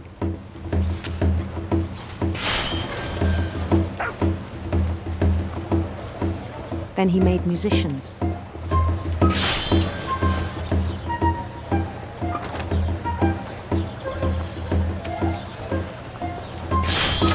And songs for them to play. He talked about starting a band.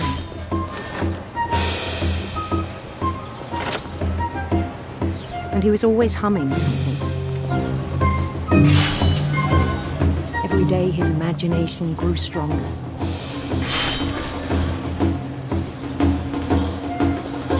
He no longer spoke at the cannery. But his chopping was as reliable as ever. Then one day it struck him that all the cheering crowds, even the stones under his feet, were all in his imagination. So he could do whatever he wished.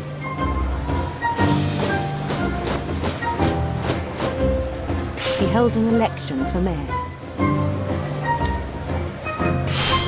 And he won. They begged him to stay, but his mind was already wandering. It became a game for him.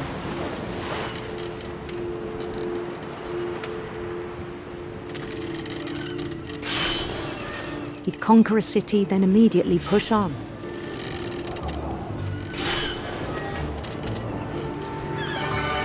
New Louisville. St. Louis. He started drifting away from our reality.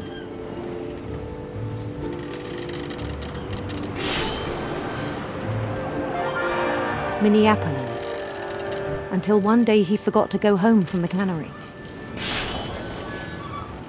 Even as his mother pleaded with him, part of Lewis kept sailing on.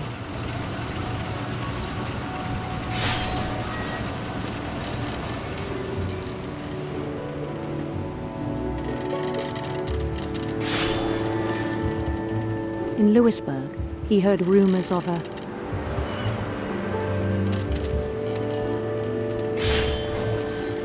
handsome queen.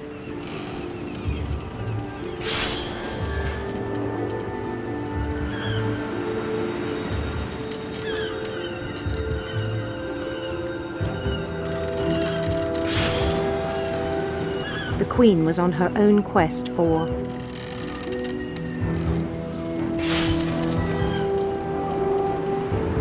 sinister serpents.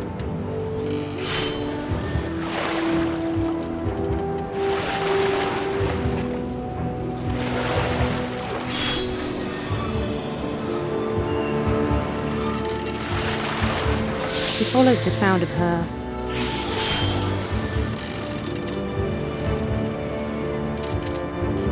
silver harp.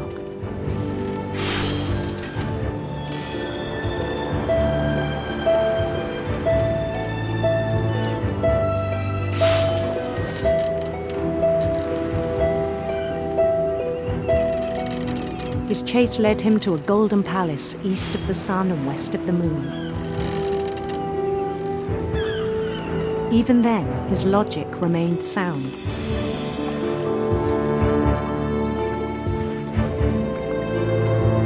He knew the world was all in his imagination.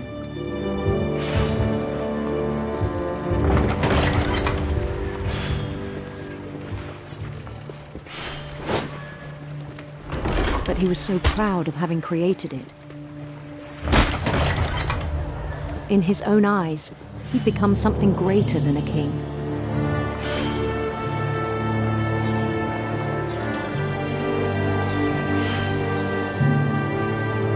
For someone who'd never known success in the real world, I think it was overwhelming. And then it struck him that the real Lewis was not the one chopping salmon, but the one climbing the steps of a golden palace.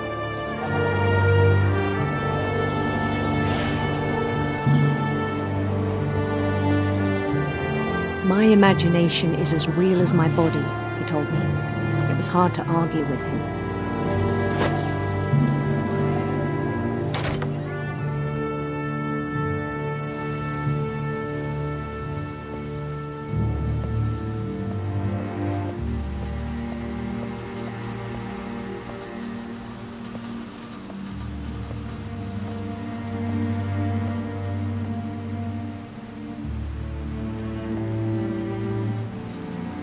Began to forget the world we know.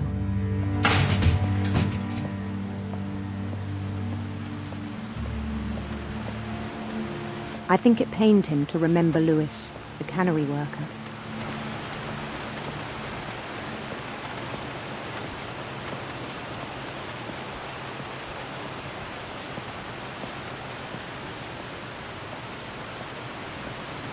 He began to despise the man with a royal contempt.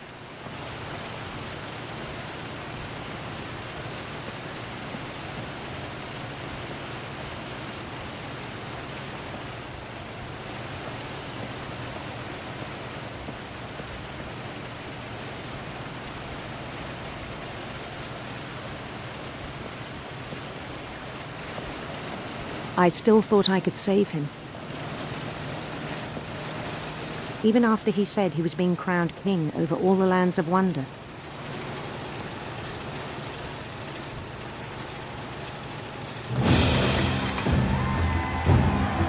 The palace would be packed with his companions.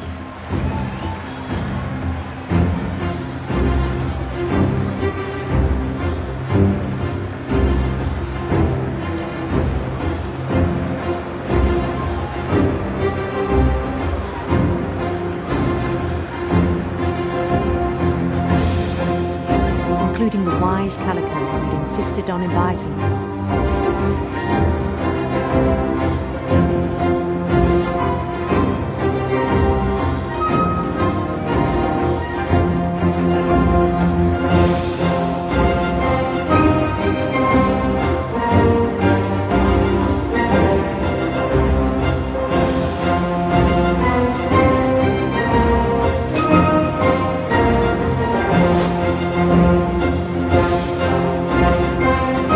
Queen waited, holding his crown.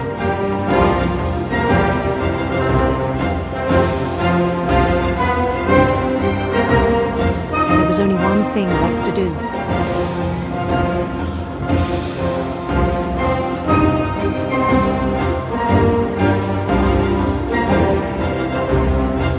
Bend down his head.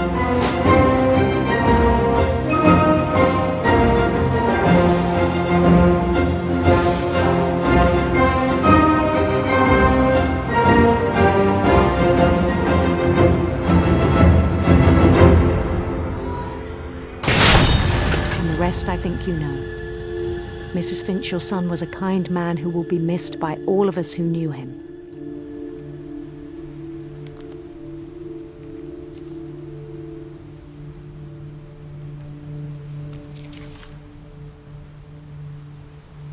My brother was really cool. I wish you could have met him.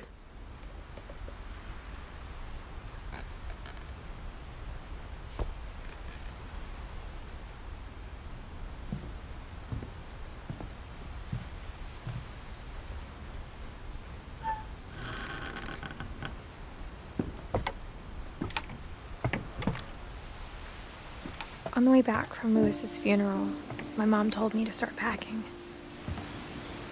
She waited until the day before we left to tell Edie. I'm not sure if she wanted to make it easier or harder.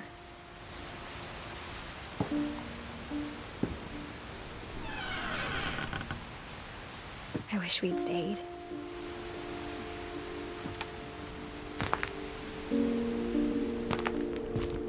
But I understand why we left.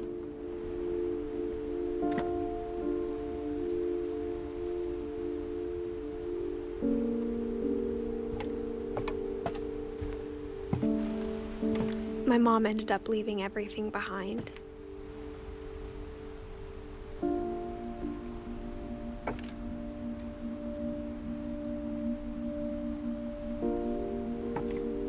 What happened that night had been coming for a long time. Maybe it should have come sooner.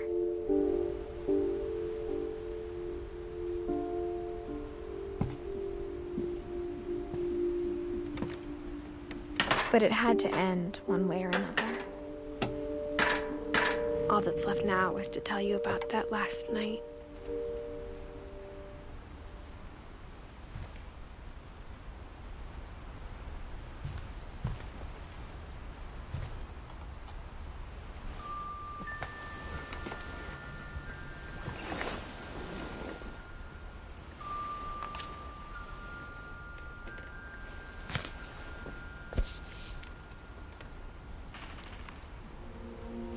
That whole last day, Edie just watched us pack and didn't say a word.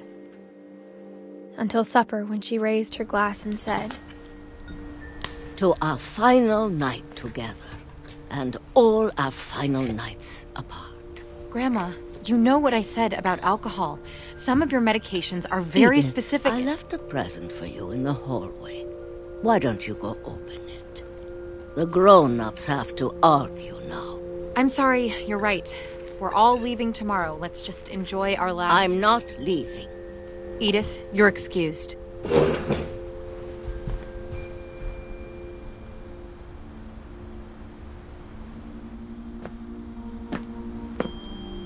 The power had been shut off that morning, but Edie always had plenty of candles. When my mom sealed the library, I don't think she knew about the other entrance. Or that Edie had a key to it.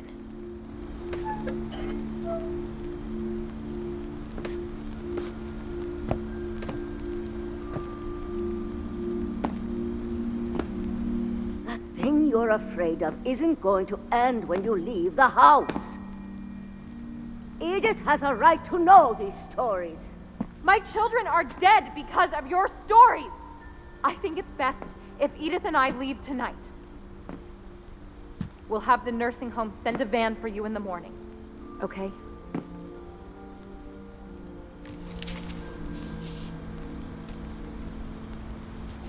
Dear Edith, there's so many stories I wish I could tell you, but there's only time for one.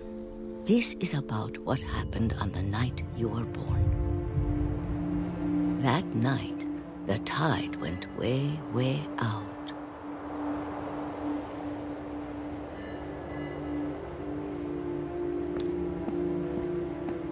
It was the first and last time I ever saw the old house aground. There'd been an earthquake out in the middle of the ocean. They called it the lowest tide in 1,000 years.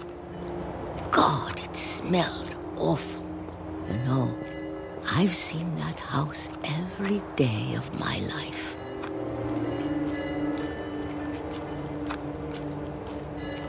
But I never thought I'd go back to it. When the fog rolled in, I lost my way.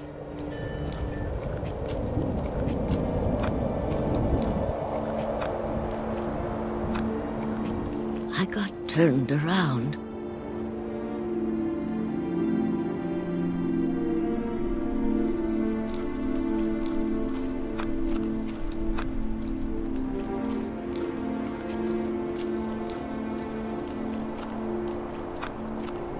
For a while, I wandered.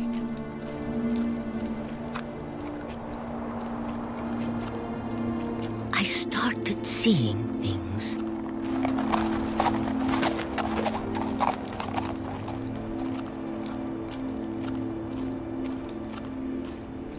Things I'd forgotten had ever existed.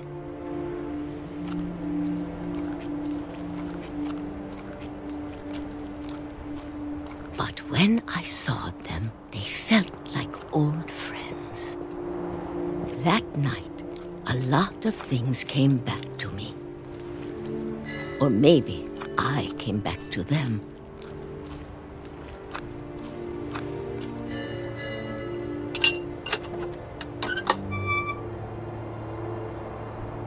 Things I can't explain, but that I need you to try and... Edith, what are you doing in here? It's mine. Edith! Mom, you're gonna rip it! Let go! I kicked and screamed, but Mom dragged me to the car. I never saw Great-Grandma Edie again. The next morning, the van came to pick her up, but she was already gone. After that, we moved around a lot.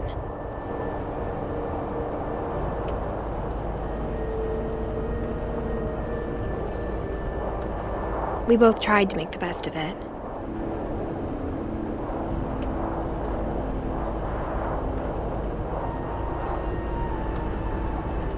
A few years went by.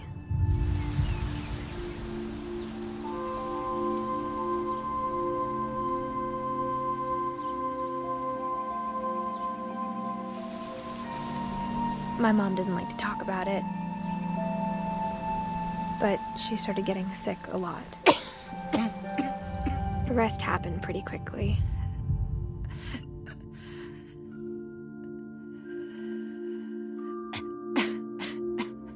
She got better for a while, and then she didn't. And then I was alone. The last Finch left alive.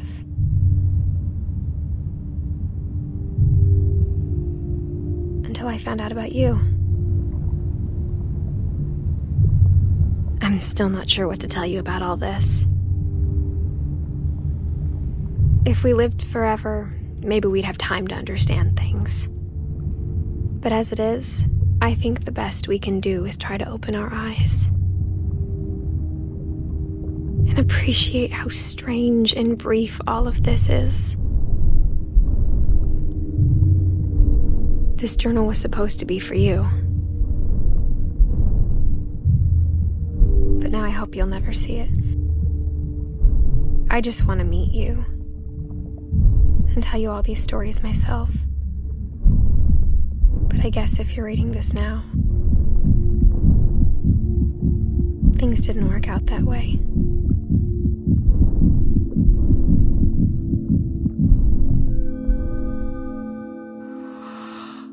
This is where your story begins. I'm sorry I won't be there to see it.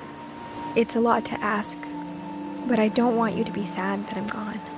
I want you to be amazed that any of us ever had a chance to be here at all. Good luck.